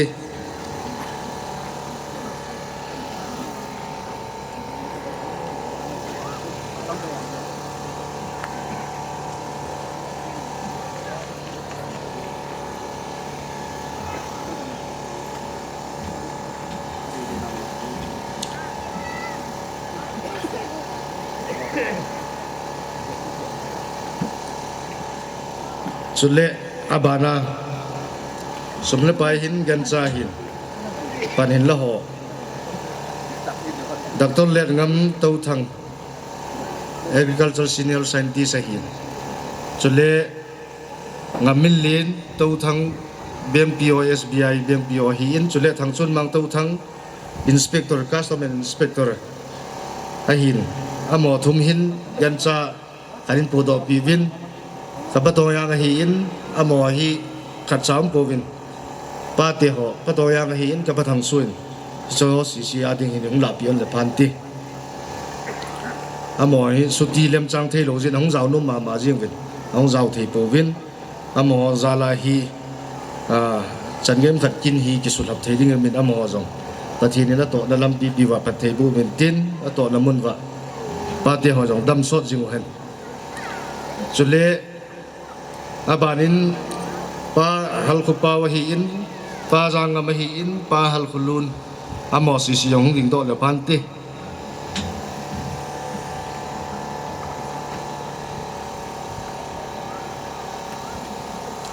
amo si hi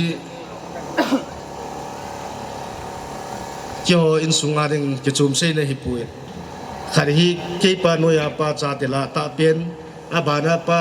ading ata pen hin abana anyau pen pa ata pen acha te pusal ata pen chi amoy ong hin sumle pai tu chung kin ading ai pan hatan lo wa thu yong a sen wa hin in sunga nau te ho dang ho yong chu ka silpi no min hi jong le alu bo bo chunga kan bol chu ka bol su ke tai tian ni pom pi deu he so le tu chung jubilee committee ho si pun hab khat khat cha yong ka pi no min ngamin pa tong jang pa tong khulun pa hal ngam pa liat sa pa thang lin mang pa thang pau pa sulin pa siam pau pa jam pau pa jang thang no loi si lang ding do vin lang jubilee committee ho si pun khat kasil pino mo vin chilanga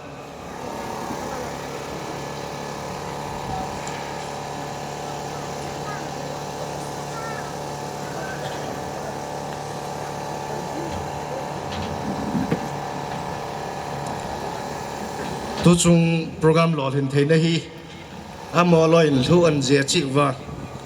amo loi pan hala na zala hi kilo thing hi in ke hi ya le gulpi lu ma ka ki lup ko ma hin ya jo amo si hi ning ko ka ong thei wa panan law wa tu chung tu ni program hi amo ha pan na zala lo thing na hi ya jo mo zo si chung a ki pa thu sei na le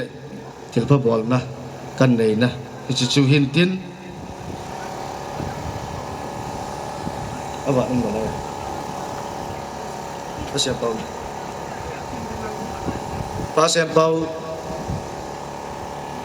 Pasien pau hi chi le wa le buya bui hin ama ai khan lawai le thang lalum loham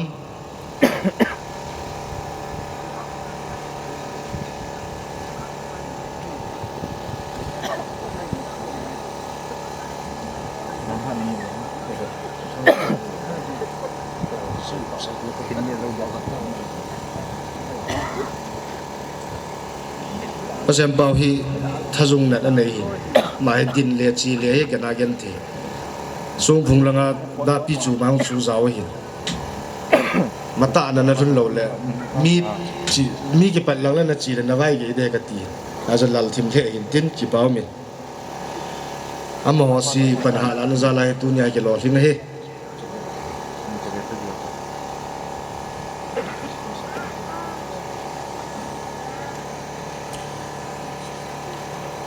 Chule tu tua hi almi sapa hi adang atha hin zani dung khan ang hin ama sa chu pa hi phata chai vai ki bol hin ai la ama tu na jin do in tu hin ama helin lieutenant colonel sanbet ama ngan si hin we ama yo pun sil khan ka sil pino mo we want to present our traditional show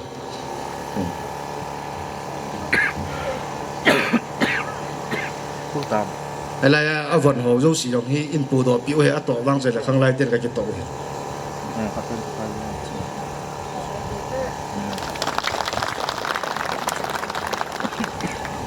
si chu hin tin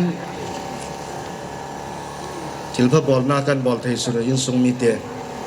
azo lang le ki pa tu sei lang le ki pa tu sei na lang apa in za nam khan an bol di jong min tin ke hi na kan bol thei hi cha chu hin tin a chei na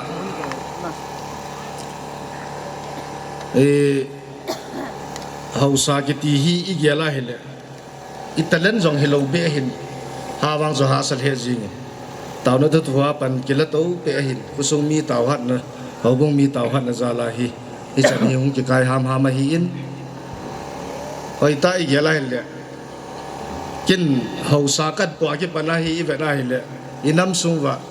thing noi le ho so ki ha se sit lai ta ang hi kin daum the jing even to se lai le ho so mo hi ui se a se yang ki sei lo hin na a chu hoi tai gel ji ai le chu pei la ji ni than mo ma ji ne ai hin la ka thiên gia lin ke wang hin ho sa ki ti hi missionary na to na ka gel ai chu mun chu ma agi chin pathin thu gi sei thei chum pui khusunga yan thei ha sar ki thu pi thei kham khamai ki thu pia achat lal achat mo a bol thei lo khat i bol thei khat i bol pi chu missionary na to na kin ka gi le ya chun khut ti lo wai la wang chu ha thim me tu lai ta he ho sa le thing noi ho ki va da lai ta ki sei sit lai ta ya chu ai pi yong le pathin mai puin tin tunya hung ho zo sian jong pathian zalin tawna nin gyal do jing vin lang damle bit ke cha khu sung viang sung kum som nga chan kiu hi lowa kum zakhat chan be adun theina dingin tawna nin gyal do jing vin chule khu sung apana hi iza nam khat kanan phaya ki pana hi mun chum ama hi theina zep ana ki zu ana chau do ti di ham in za nam khano mina mo zo si jong tuni atam zo mel ka mu vin ka ki pa the jingin i ge lai la lung hal zong min in yaw la ya pa te za nam khat u te pa te za nam khat ka mu in ya chung i ge lai le amel hoi sil na lai vin amo loi sang ei zo he ki le te do tai i ge lai le lung hal zong min amo zo si phat man tam pi nan da la wa na khuluyu tiu tin nang zau ji vin no zo si chunga ki pa thu kan sein chule nu cha te nu mai ho iza ram kha jong invite ki bolin amo yo si yong chu mun chu mau ma hi vin a hin lekha ki pi zo ke pu in amo zo si yong ka ve nai le mi za nam khat mial mun ka muin ka ki pa the jing amo zo si chung jong ki pa thu kan sei na he hai pi jong le tam pi sei pong ka ting hi chan hin ngang ka ti a chai na mong mong a ding in tu ni kina hung hawa zo si hau sau pa hi in lam kai hi in hau lam kai hi vin chule mun chum chuma panahung nu le pa nu nga gul hang loi le pai ho zo si na bon cha chung wa ka ki pa na sang pian ka hin phung in hi a chai chan ge ya pong su ke ding in pakai minin ka tim ve ka ki pa e ki pa chan chu tan te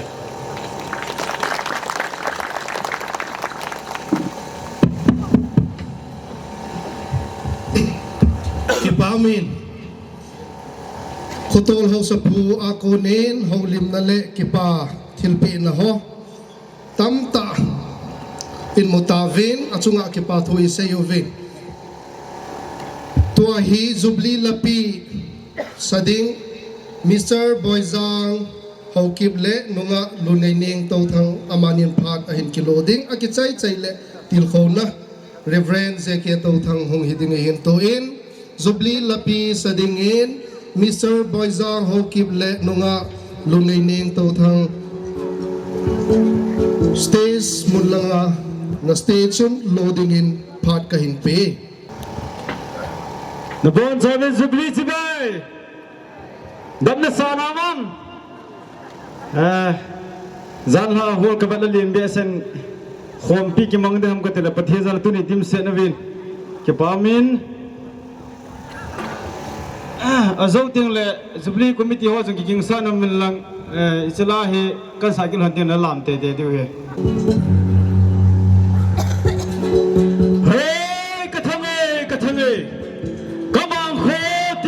he bang ko zola itu mong bon tum som ma jai pui hu ta be hallelujah amen ku biang dale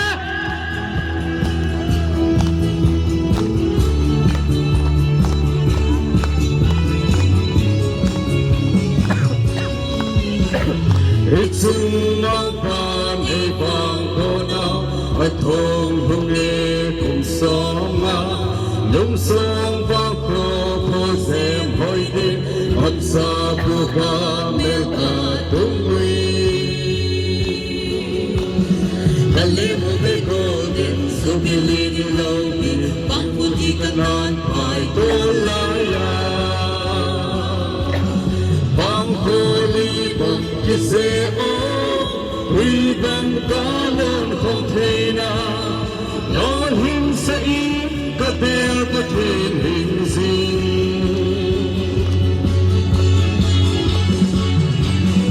Umi kan gol hinsain Sumang pan gol na vang kwa Sumle silne lagosat Nasun at sumang panang bol Tampan na sumay sin Hungto kumunhaw ha Kong ko hang zahim ha Vintuni Ang ay libang kisein Lagdang lenin kagani Lakin na patunin kapahi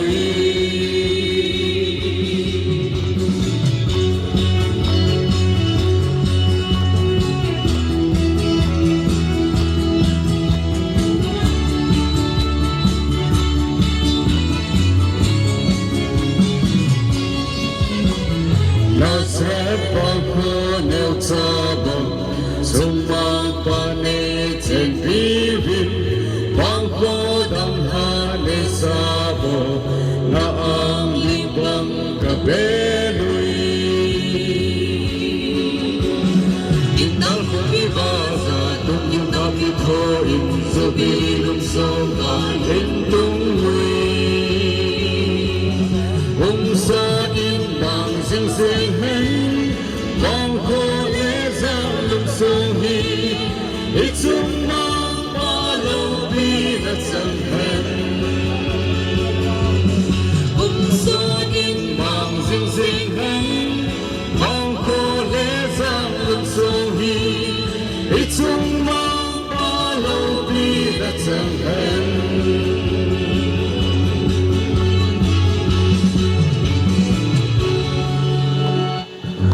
Pathenin Pathibuk Kitahan Kipalhane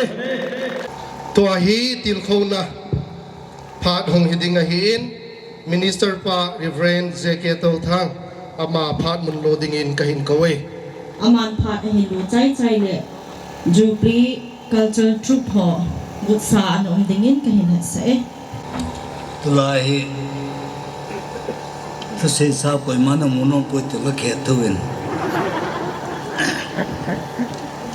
jong le phat tu se a in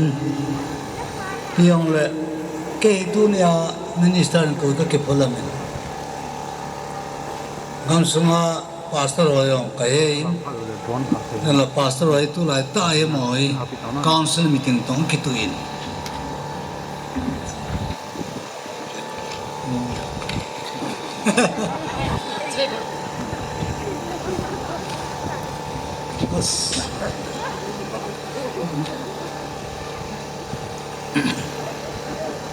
masapenin dunia phat lopi tai musapa pathin thangba nai pi bine ani channa ke dunia tu se dengai entitled ke lo mai thi ni dong le administra kan da ta ya chu si the ga kan se ngai se the kan se de ke chan kan se de afik samam pun se the se di ngai sel mai ki ti lengang po pya ko na ko golda bi ki ti men cha ko na ko sau be se lo ki lu e wa nga kam ma ngai kyang e sel mai ya pi ka hi ka pi na sel mai hin ka pi ye le sel mai te bo so ari nga chu bile molzor bakon phai kanan phai chang se poi minister te mo chun a che tha su sim na net pen ni ngai na minister pon su phan da tin du tom ke ula ve ti nei la to ngai to ai le al khat ki he yi chun al khat si do chu pa ka sai sen me ai ani ke chen la in mo thang su ko lang a ding ni pi te mo pusong chu mai neo cha cha ka phan kom ke khan oi tu ni gen ke ngai na lai honen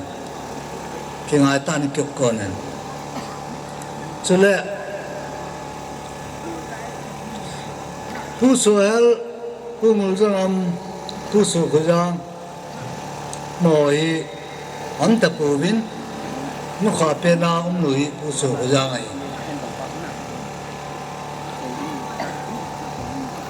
ye chun fo ki se ni thabang na ki se ngai pu te pa te age to se la ka thi nung le ka tu ka cha te le a cheng the chan cheng an lang ki the thang da le ti ani sa ji wa an bo loi sa ko sem na hin tu soel chu lan du nei ai ama khang chu ke je se neu lai hin abanen cha pai nan puin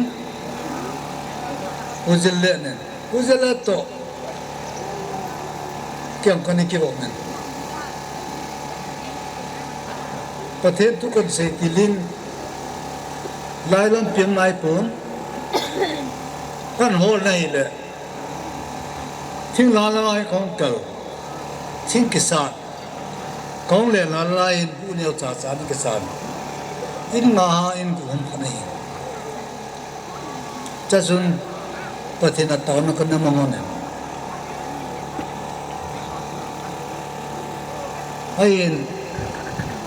tuni na ma man lang le ki pale de hobin sarin kati le koi man iki thopi nom pon sumjang ani povin kachang ka sarin he atin na chang ana sa le na chang ana ke de pakai win chu chang ke sangai loi mi pin pathin suma sarin apang thi thi pon ne na chang ana sai le bai na la de kan ti pi tu ne no win hoi ta ni ta win abana tu mul la me le sel me ani ke chen khom lai tu suma khat ne du kan no men tu na ke se ka wale ko suma tu te cha te ne lo me ti wi a kum chu tan be se on kyong som se gi la khat kai ta in ke sa tam ja mo na ngam ngam ta kyang ke pen tim tan ai khang lui la khang ta chin lai in kam na lai in ya chu ke na ra ke ja chu chai in kum in chule mi kum tam na khanin song phun an lang le si su khoyong dam in te yong pa a ge lu bin ja chu in ku in ka hen ye chun be ki pa in tu so khoyong ai le chai khwa pa so ta ni poi pathet se yo se le amai na ne ki tu ni na ma mi yong le ye lo le lung hal zo men lung se zo men tu en tu ne ola ban ma ta me ho sa pu chu ken se pa hi pi yong thuru ai ne ne ka ti那吉摩多阿爸杀猪啊，买土当水咯，好了，啊点个栽了哟，啊叫我点妈出个现，多年了，阿爸学干啊，til波然后个人嘞，俺公拉啷个出个平安路回来，所以红淡淡的地个现，看好像那些地方公门。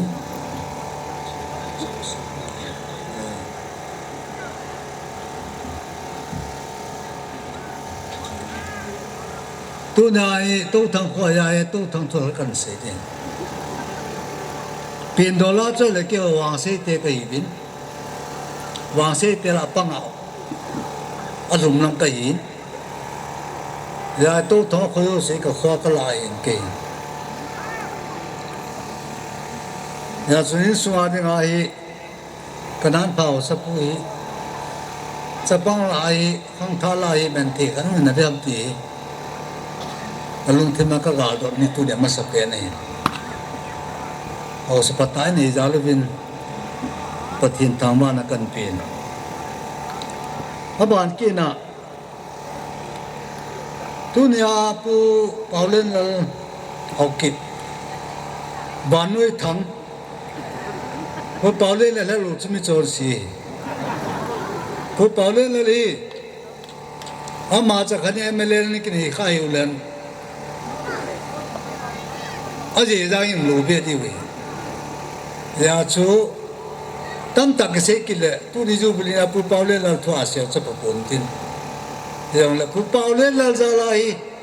inam piu di hong ding do ai ti ka pon do no men so le amai ki na min david ka sai golaya asu sa se pa cha mai ta to ko ye kunin hitawang phat himuna wahin khochen undoli ke hausa ka hi ka kho kya latain khowin jang halaba angai mota men ho sa ho jo khat kan sa chai we awin se ki tuin miam tapun aba ki tiblo wa chu kamu moi ta nai ba aba chaka ke chai ta ti chin phai mu ก็กระจายต่อดิหกสนาดามจูเขาสู้มีเตตุนยานาวักตานงจูติลห้องไหนยินอีกคู่นั้นมันถูกกระเสียนมนี่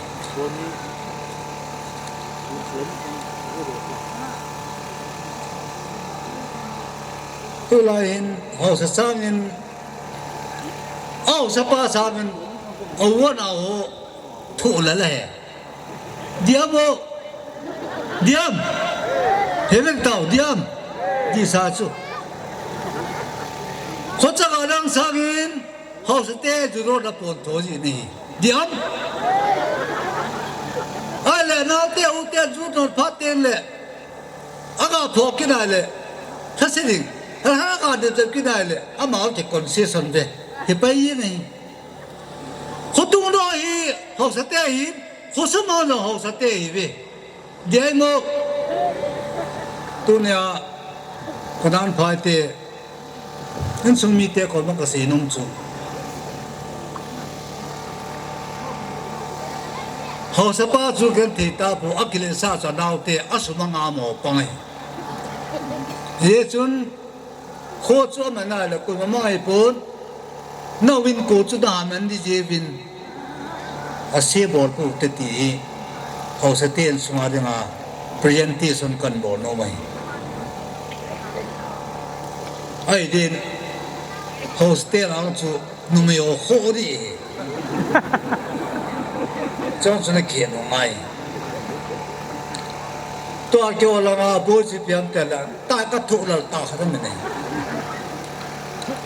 hosa ka bam ta poi hosa ka chu me ki chai ta tai mi pi gam ki loi ta yen tai hosa pa hi tu kila tapoi mi pi ka mai tai wala mi pi ka man lo lo kilo ta vo kyo kau san non poi tikela ho sa pa dao lo le atik aga kitela tu kila po tikela aga kitela le hitelo aga kitela le tu la lo kikit sum to ra ba ho sa pa ka tikit hu su ma hi ho sa pa hi yeng se jong la phalo ni ho jong la ni pha jong la phalo imam yang la phalo ito yang la phalo miu pa le ho sa ke ti ba chu ke ka ko ma yin a da cho ti pi le ho sa pa chun de ni ma ha sa kara ke tu pe le e yang kya sa ma ke tu pi a ke tu pi lo be lo ho sa pa yo hoi la ma pe nam mo kit pasal ke lo on a ji da no pa tieng leอันเดอร์สอนไอ้บ้านนี่แบบสอนhamหมอถึงอันเดอร์ไอ้บ้านนี่แบบโดเบี้ยhamหมอถึงอะไรว่าเปล่าเลยบ้านละเปล่าตั้มนี่หมอถึงไอ้บ้านละเปล่าโดเบี้ยนี่หิมแต่ละหมอถึงนี่ตะบองด้านไหนเขาสอยอ่ะหมอนี่คนจะการนี่ว่าพาเตียงเลยข้าน้องมีเดี๋ยวจุนไอ้โควิเขาสปาโควิปุ๊บนั่งคุยอาเจียงซีโคอีทีอาเจียงซีโคอีนาทีนี้แล้วนั่นมันนิ่วเลยหนูนั่นเอาสร้างคุณสุวรรณเจนคนเพียวสุนั่งอาดานในกิไลกุศลพิตาตาโตทั้งผู้เที่ยวกิบเที่ยวขอเจ้าเซนผู้เที่ยวกิบเที่ยวจนนั่นจนที่กูโตทั้งจูหกกิบเที่ยวคนพอเลยหกกิบเที่ยวก็ฮีที่จัดเกี่ยคอนเซ็ปต์นั่นเองโตทั้งคนจูผู้เที่ยวเกี่ยวกันนู่นหกกิบไม่ยินผู้เที่ยวมันก็เป็นกันรู้กันนู่นหกกิบไม่ยินก็เสียเลยผู้เที่ยวหกกิบเที่ยวจูที่ร้านเสียนขายเลยที่ร้านโตทั้งคนที่คอนเซ็ปต์นี่รู้ดิก็โคฮีที่คอนเซ็ปต์มันยังเสียนไม่ที่คอนเซ็ปต์นี่ที่รู้ว่าคนสุราปาร์ตี้เสียนุ่งเกยอิวคงใส่เตี้ยวหกกิบเตี้ยวต้องทำเตี้ยติ่มเกยมีหอยเลยเสียจงอาเปลี่ยนดาลกลุงก็ตีชอบบ้าจุบวยรู้ดิที่จนคนสุราสวาสุโนมวยอาเจียงเราเส้นสุขพุ่งทูจุ่มเราเทเลยไอ้ยาพุ่งจู number 1เลยอีโบจ้าว่าอินสุขขัดจากขันเทียมลูกบอสก็กิจเฮลสุเก tu cha kim so ke hola ba hiti ke se la pu te ter sin te o de o khul ga ma kyo hi wang se te hi sin ta te ka hi ve o khul nga sin se te su ka hi ve o ta sin ta tiu na sin se te su ka hi la pa sa pu te ter sin te tong ki hung ki cheng so lam ka hung ki dung khom tam zo ya chu iti sanu long ki bang ilung gel long ki bang gi lo dan long ki bang yeng si dan long ki bang tim kan hi ini bi ni ai pu te khong sa oi phung tu ga se la pu te khong sa oi khan khwa dim se ni pu te ki te khan kho wa oi nakina piu le bama sa ben na thu or se te ti le oi mo ai ba ye pu ti la la a mo na ngai dam la lum loi ya chu khu su a se khom na phung tu chang tu se lo diu a cheng te om nan nan em ji wi i khu dam nei ngai ti to ko ga se ro no men chale chai kho hi ipa te pu te vin vision ane hin ipa te ipu te vision hi ipiam ti mel ji de ngai wana le se na mi mal pen chu atu sim ke loi ku se dong he na yong le ga se wana le se na tu sim ke loi mi mo le ku pa le la tu ne emele pu hi atu sim ke di su atu sim he za sa na pa ta khan kho ne cho mai ama ka pa cha ne lo na am da na ka he cho kal al da na ka he ke ka tu sim ke David na tu sim ke ja chu liang bai pu Solomon en he Joseph na tu sim he ja im ko te hui kho mai ke yong hi ka tu sim ke ne thon bol ga ma kan chen kin wa mang lo wa ka hin agan te ge tu na ho sa pu na ge ling chu na pa le na pui chan ya gen thiam nang le khai tin nan sima ta koi to ne ke che nam to ai pi pi mo na mam khonu ai pi so diam to ai ki ta cham ka hin ni ta ju bli ka bol thiam ne ge al ke la ju bli ka bol ta ta nam ke sa ni the ya chu itu si me lo pa tha le mi ki mo la hin itu si me chana chu mi mi ki ching che khan khong ki ni che ngai lu nong ki ni che khan kho nei lo te chun pathin nong au the lo ya chu ka sam ki ti khan kho hin khan kho ki ti bible ti khan lo hin jesu chu khan kho de ya i ho tha do au mai khan kho ya la chu jesu a cha pa pa na cha pa chu jesu chan so la khan kho ya la yo la do ya chu khan kho nei te chun pathin no the in khan kho nei lo ten pathin nei lo ya chu ngai lu ki ti ka sta ma ma le khan kho min khan kho la ka sta khan te lo in chi khan kho chu jesu christa che pi doctrine to ki tu hi ye chun Samsunga jam hatsa ka chai de te ne na la li Samsunga I betan sopi ki pum khana chen khom ti I ti phana pha lung le mitam kina lo de ka ti nei cham cha ne ase le tanan phai tu hal cha na phajap tan pathen ka thang wai ai kanan phai na lom la chun ne a bin ti kyo khong chu ka ki lu to chen ka ti ma chu mi lom ja ai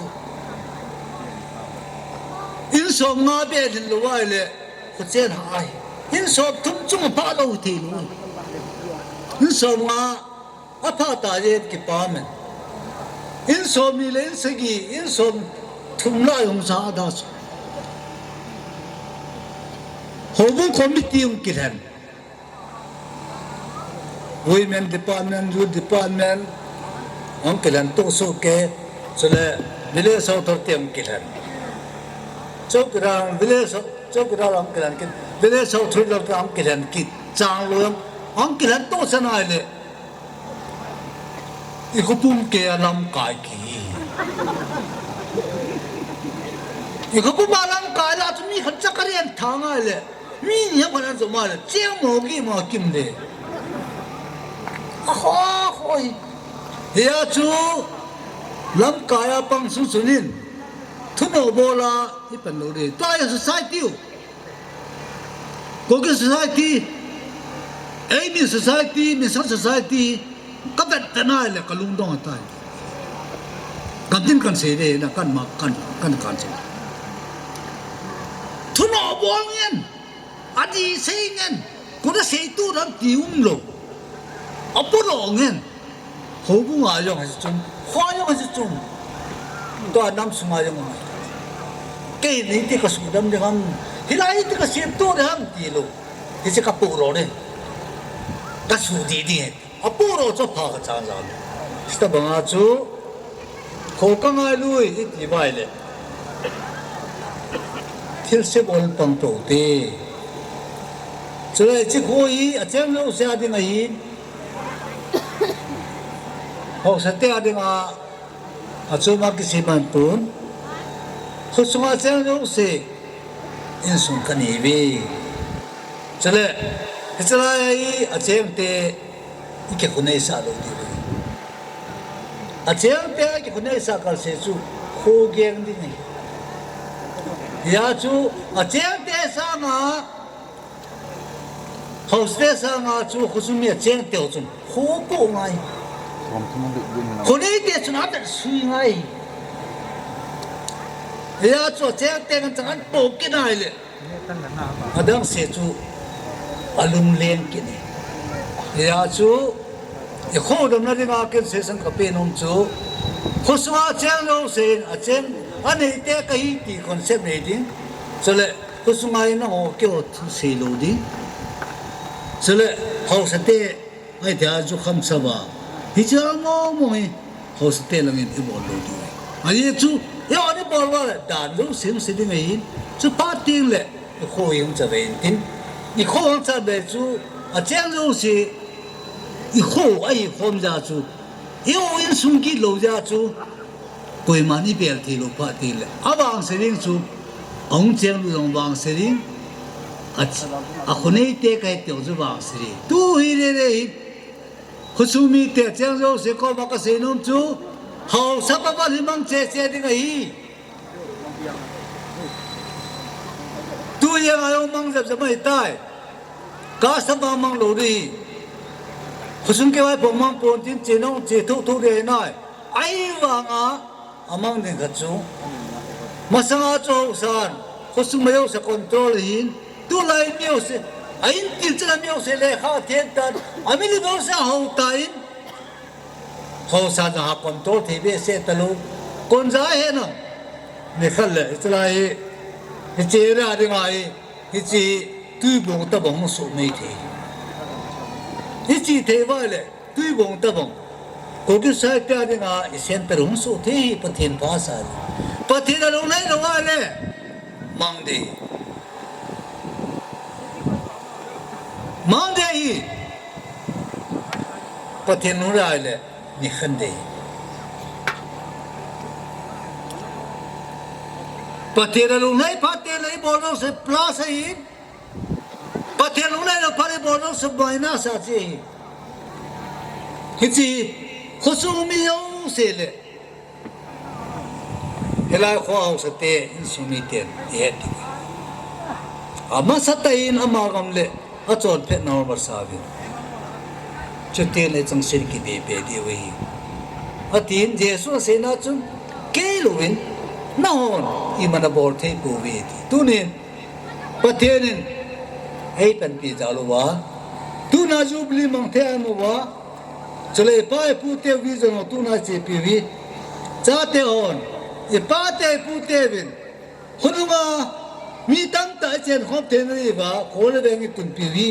phaten kitchen thanu vin hi vin kitchen panu vin itu kan sini am nabe le ngai pun apa ngan sang na bol pha ten le ho chuna kita sui thuna bon pahiu champi san poyam so nen la khan elin to na ga se le la yo he amen ne tamen la khan el chu mi khat mi ni ki chem na jo mi pha ka hi ding ki na na ting le mi su cham kai ding action to sa mi thum ki chem na mi li ki chem mi so ge se he zu la khan nei la khat chui piam ti le hobung sungai sa din tu ne ya he la chu ka sa ni le kan ni ji ka to pha le ka to ka din pha le ka din alai lua ka pha le I ma ka hi ta pui ala chu ka ngai tu piam mo ka to pha le ka to ka din pha le ka din alai lua ka din pha I ma ka hi ta pui ai chu hobin sungai la sing pa ta ka na sa Hilai khan chu nei toy la na ta yong chu la chu to phu che jong se ta bong che la to ga ke te ka min nei ta che lo yang min nei lo ta che lo yang min to ne ho sa pu ka ve nai le atu se la sa ka ve nai le min nei ta khat ho sa pa ta khan nei za lo vin hilanga pu te pa to khoje khobya ka ve na ho sa pu ga ve na MLA pu ga ko wa mi u se u na wa ga bola an bola noi akili sa yo nei lo akiti pi sa yo lo ai ra nga chu bol ning do ga bol atil bol lo nai to ai le ho sa pu chu ngai ki pain chule ama se pa cha de pun asula penla a committee ho pu to nam te ho le dam no ho calling ho no ba ha pen za la yong ya mai li ni a changai ma bol thi dem di pui ye chun a ki se ye chu ma hi a sunga ki mo lo wa pen la ho tam ta nam di we he chi kho se pan na ringa pen la kho sung committee ho zo sung ma yong kem ka ki pa na thu kan sin chole su min lo ring last word nga ka se nom chu Israel te Egypt kama ko na kanan kaman sunod Mosi le Aaron akituan ne khan thiep puna tawin khanin lengwa ya pui ama ni kin khapui ai kiu to ji nei khojela tam ta en ka bana le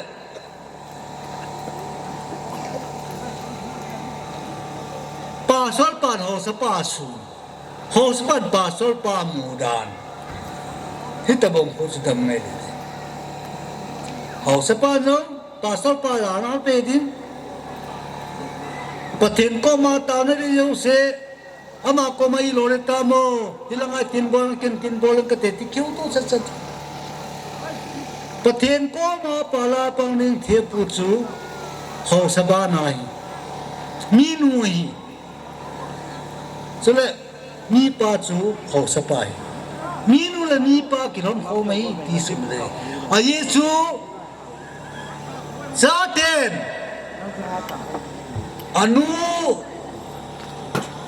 anu na ne la ane ba ba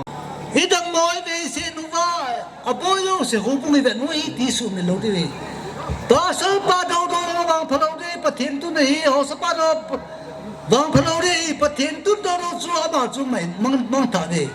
pasal pa na do wai le phamo le la do wi pasal pa na do wai le na dam mo le hung tao thi lu de nei ya chu em ba yo se hi pathin pe nau chi na kilo nai pathin bel de ngai pathin ne chi na bul pe in ama sama kan son karno sa te ngai pathin pe na lu ma chai ti pun pathin nu le ale chi khang to re hi pathin nu su nu le lo ni ni le i khui bang ti ti isu melody ho sapun chalaya thing phungoi kha chang na tu lo a chei na kan ti kit te thing phungoi kha chang na tu ya lo hi pathinin hilayai chukidara na ku hi abia suena pu ho sakan pila pathin no hande pathin lai ke gam de su de ma chukidara ko hi ke chukidar ke ti concept na ni ti nam kanomen tunin ka tu se na in thu ka se le ka se wal ji ka tu se jai pa ka ki si ji tu na ka se na wala mai le ne nga da mon lang phorengam ta tir khon thu ka se na chu ni se khau chang kha chang ne ma le i kho le be u that tu na le pathin la ma cha na reng le ne a che khom zo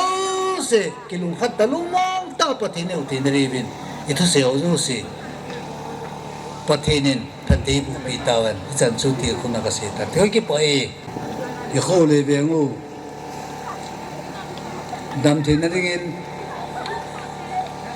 ma cha ang ki simin khowa bu na chui le song phong ka se cha tai ton se ding tam tam pu pathini nga tawn khan mang ka tin chu chu a chai ni tan ti pathin jana ni bon chan ami sin su ke tau ti pakai ni pathin om lo sa thi om sa sumang thi pathin na ma nahi na man lai choi anum lo be khone sen ro sa wa pa te pu ten na ma ko ma ne taw na ma pathin na bu in tu na cha te o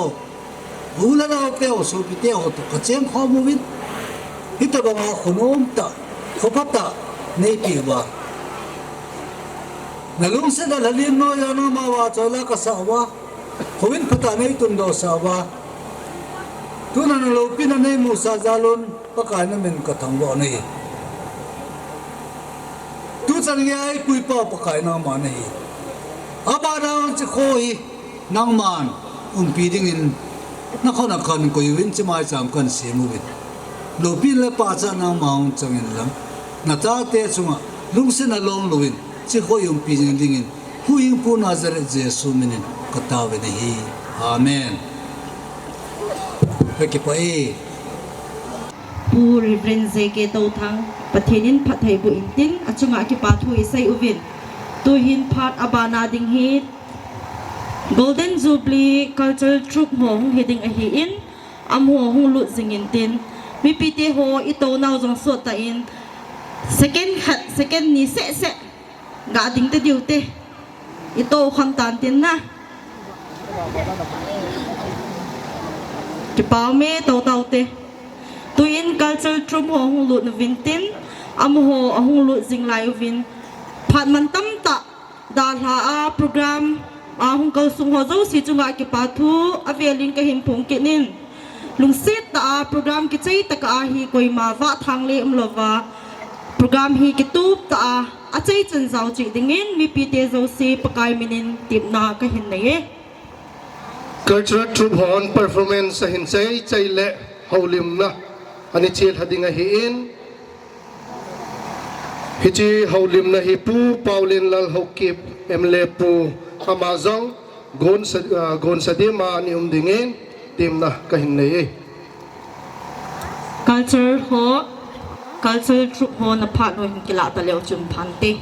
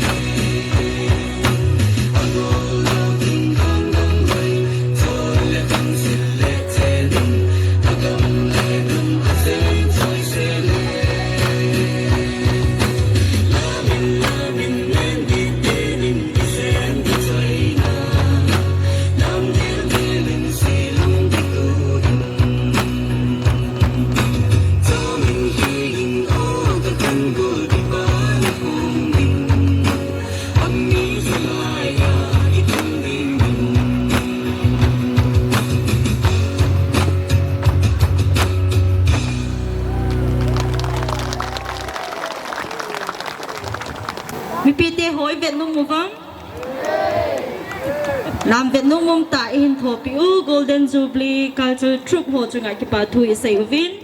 ตุยนอบานาเฮาลิมนาดิงิน Pu Pauline Lal Hokip Honorable MLA 59 Saikot Assembly Constituency Apartment Loadingin Kahin Kawai Masapenin Nikohaita Pat Pai Piu Patin Thangwan na Pe Masapen Uitin Tuni Kintingi Bol Piu Pastor Puhin Minister Puhin Pasung Hausa Pule Simang Pachang Hohin Hang Sunga Hausa Hang Sung Hausa Tunikina Hung Kalson Hozau Si Tadami Pi Hozau Si Hivin Nangai Lut na Chibay Kalbo Masapen Di Kanan Pai Wangko Hi Kagangpa Gangjil Kuledin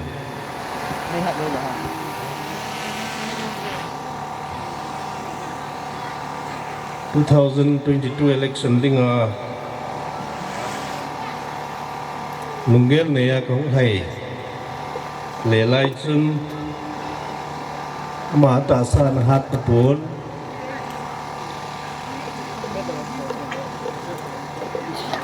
Te se Be se hilo wangin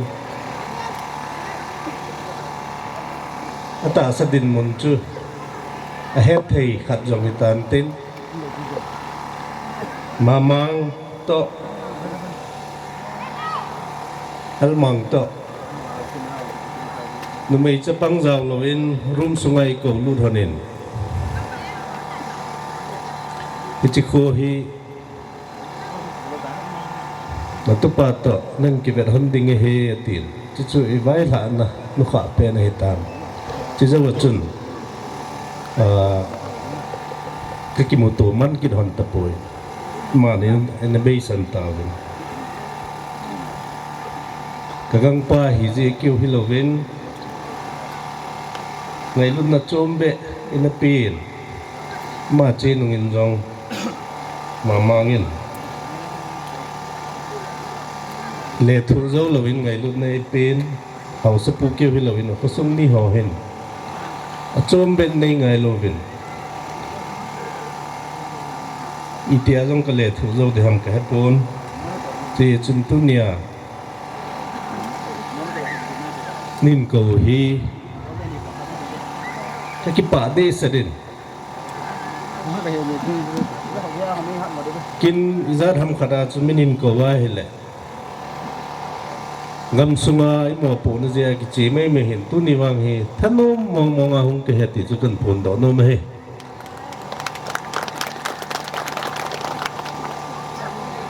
Thua ban ka say masangin Kalang paum tahi zong le Khusung Simang pachang ho Chule khusung mi pi ho daw si kikipavet sa nain In pipu Mamang helmang le Kami hung ding do hon hen lang Thing boy kaloy nguin Pun kat kat In silpi hon tadile Kanome Pasung mi te zaw si Kikipapi nanay san pi Dewin kanomen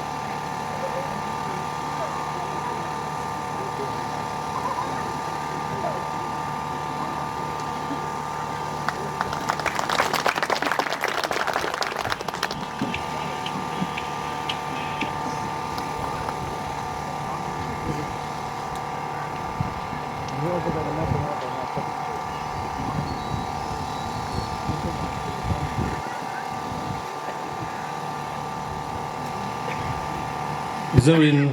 hausapu hungo limna kazano mama kat chu som nga ki hin ta dinga in som nga hin lo ding ka punain mi chop thei theya chopa asu hin da na sein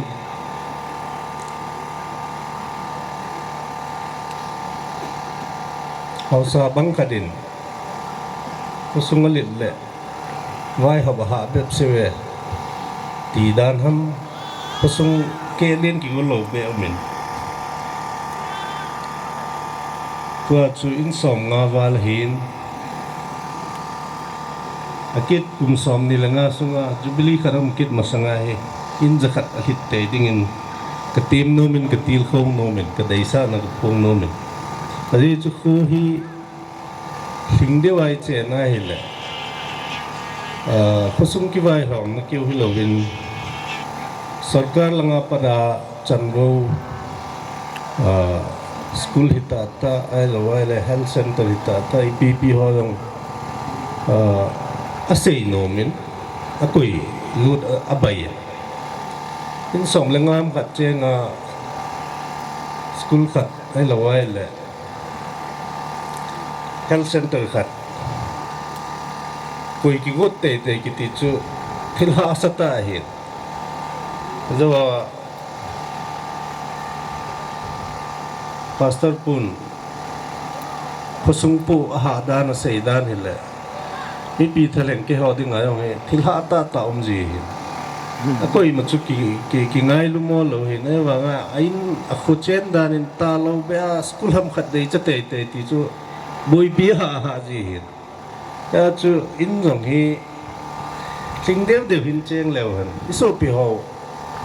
ra nít la cha chun Mizoram sai puma, HSA Mar Students Association ho, in conference kada boluvin, sikpui roi, ta okobuvin, in tip jeu chun kagachin. Sai pum khu chu Mizoram dinga alin langa pang phalo hin ahin la in zagup cheng hi le na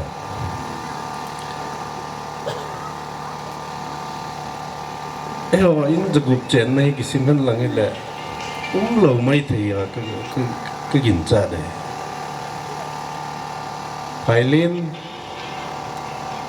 Pailin la ho ku alin ul thimu vintin molno mo yang ku in zaliam khat ki bo ko Mizoram akibai hom na ku onung le pathenin phasa ho yang atumai ki vai hom wa hela ki khat ku izui diwa ka dei ta kha do be kusim nom ai lawalem acheng nom mai le khu lin sakat top kimada ju veng khat asim sa o he khuchum mina gamwalaya khu mo bol sa lo he che chu a chen na wa khu in sangwal sangi sang thuma chen wai le kiwa na jong kisujing government ding ayong school hian lang healthcare hiyong la gun abaya bay lam jing eho hi cham khat naw hi eho phat chum lo na dinga iza kha naw tampi min cho hi khang tha ho hin hau sau pa ho hin tu ban khang izat ham zo be le alam lomai chenwa pachum no hi bailam ta tai mu thein diwa nungi gel divin kadai sai kunin pajubli bol tu kilhona pachon da pachen ding dan tamkhat gilta ai gel diu kanop na hin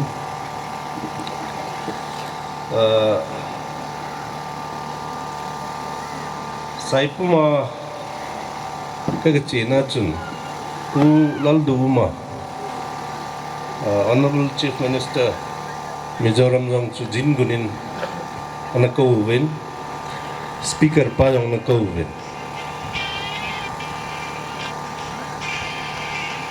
chia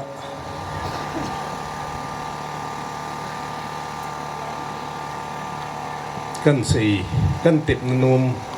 kan tip now chu ahila Mizorama igamu abitan igamgi abitan Chin Hills sajong igamu Chin State in abitan Mizo koda anazau phalo Manipura igam sumuhi atho anasetain Jisu tundo dinga Jisu tha tundo dinga politics ibol panwa hile Ichen khom piu mai le hon Igamu duam jeuvin du chat jeuvin galin in bol tawin Kechia hi ipan khom wo ngain Tawma pang thai pangu hitin Honorable Chief Minister of Mizoram Injong Achi lewa le na Prime Minister, Home Minister to Kimuzinga hivin Chief Minister kadhina Igamu Rubid na dinga pananalaban Lazam jing dinga tip na jong kahin bolin Chule Isu piho Marho Kile Puchin thang kachi ke honin Puchin lun thangin Saiding ki hom honin Man Say na chun So pimar ho hi Mizoram jong Tampen loy na hivin Manipura jong Tampi no movin Assam jong no movin Eho Chin kuki mizo ho Nam khada din do dinga pan lading Rule Hata la thei pen hi ve Ji chun mar bo bo boi pi hi ven Patherin State chum chuma Det ta na din sa na he e ho ki thodo kit na dinga pan la dinga na gu no hi ti chu tip na ta government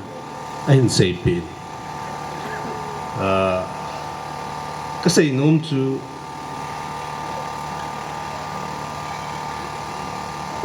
Ho langa lam kai ho hi vin student langa lam kai ho hi vin nam se pai langa lam kai ho hi vin imo po na zo siwa hi tu lai hi ichi le ba le na wai ho pi ho zo siw ko ma hi igam sungwa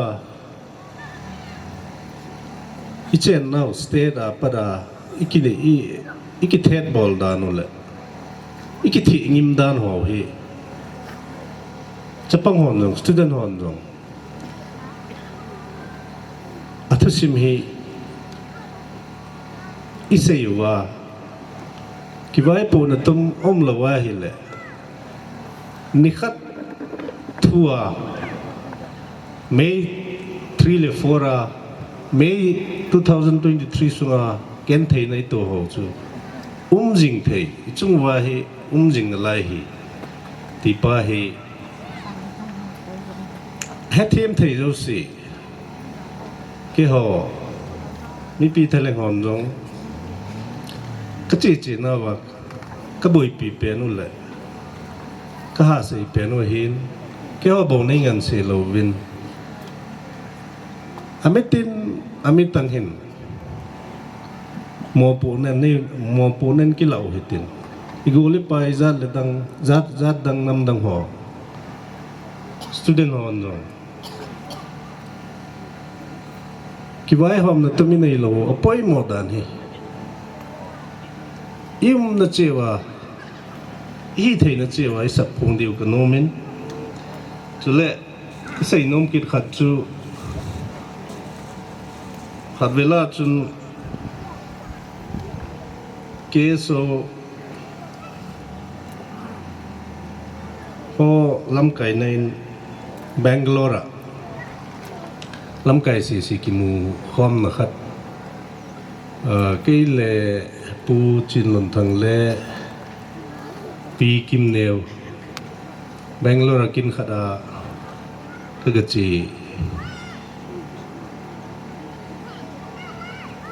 คือกจีว่าฮีจีจุนนิลาอินแบงโลรากูกิโซลำไก่หอเราสิห้องไทยจันกิมข้อมูลตินโปรแกรมขัดดินเนอร์ขัดโฮสกับบอลวิน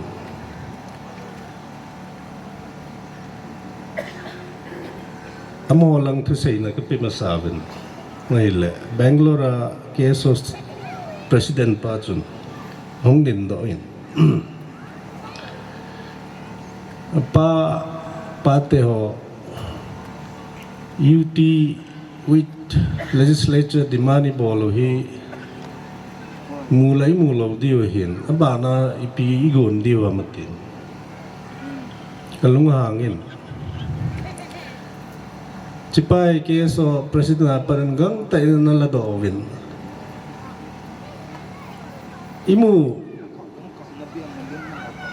imu lo waile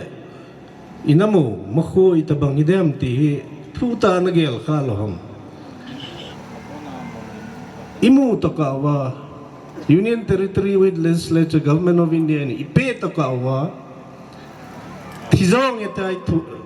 ipan diwahin keso student lam kai lai khadin imu lo diwa ta thu na patchu ipi na sai nam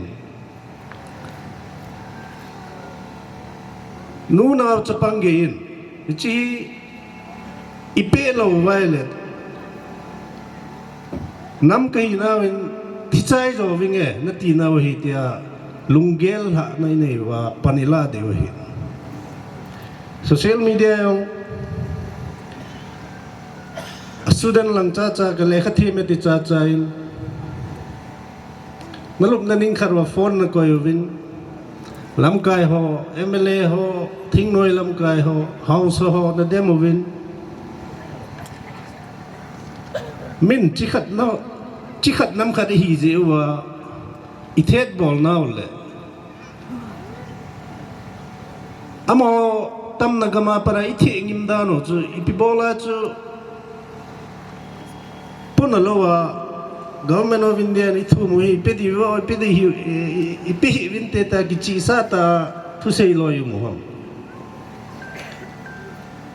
lam kai lo hi le Pecha para nungchon masasa chu akisam thei ding lewai panila lo wai le lo hin lo di hi kati che chun tunin khu kum som ngal hin na to ki to lo jang mati mai theu hin na hin ken wang I kho din cha na dinga chu chi I political stance wi that tai din piu ngai ya kati mo me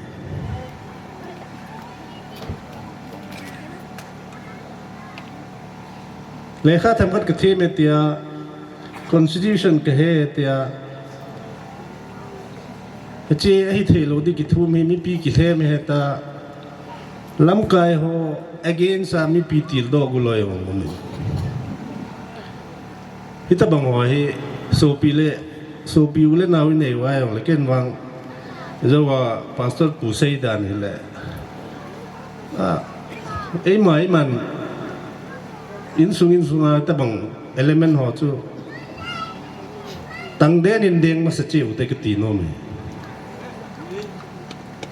le ho kita san lo wa angai cha dan ho ki san convince hi lo wa le koi ko mai pi mu diu ham na che chu khu khat sim do na ding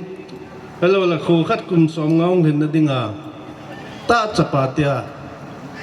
hausa se mang pachongin panain la banga ju gam khat itun do di waile amit kabin ta chapai ti lo waile thelo hi ti chu avela kan sei no mintin tuni ni khoto ki to lo sai mo ga le nei ngai da mo vin lang kapon na bese je chu I kho I vengo tampi ki hal la tuni ai hon lai golden jubilee man te ki pa o hitin ahin aki hal ha ko ho hi hai mil po hite ka ti nom na ka se hin to wind up my little speech, I would like to thank Lieutenant Colonel Sandeep for all the help you extended to the villages in the form of your tent houses and all that. And thank you personally for coming to attend this small function, as it were. It's an say to me, Ti kanan pai wang ko hi pathenin wang bo hen lang khodet lungmun na khu chule zawa pastor pun pathe na kam changan sim ho zo se gui hun na khu hi ta hen tin chan chun chai tangi ki pai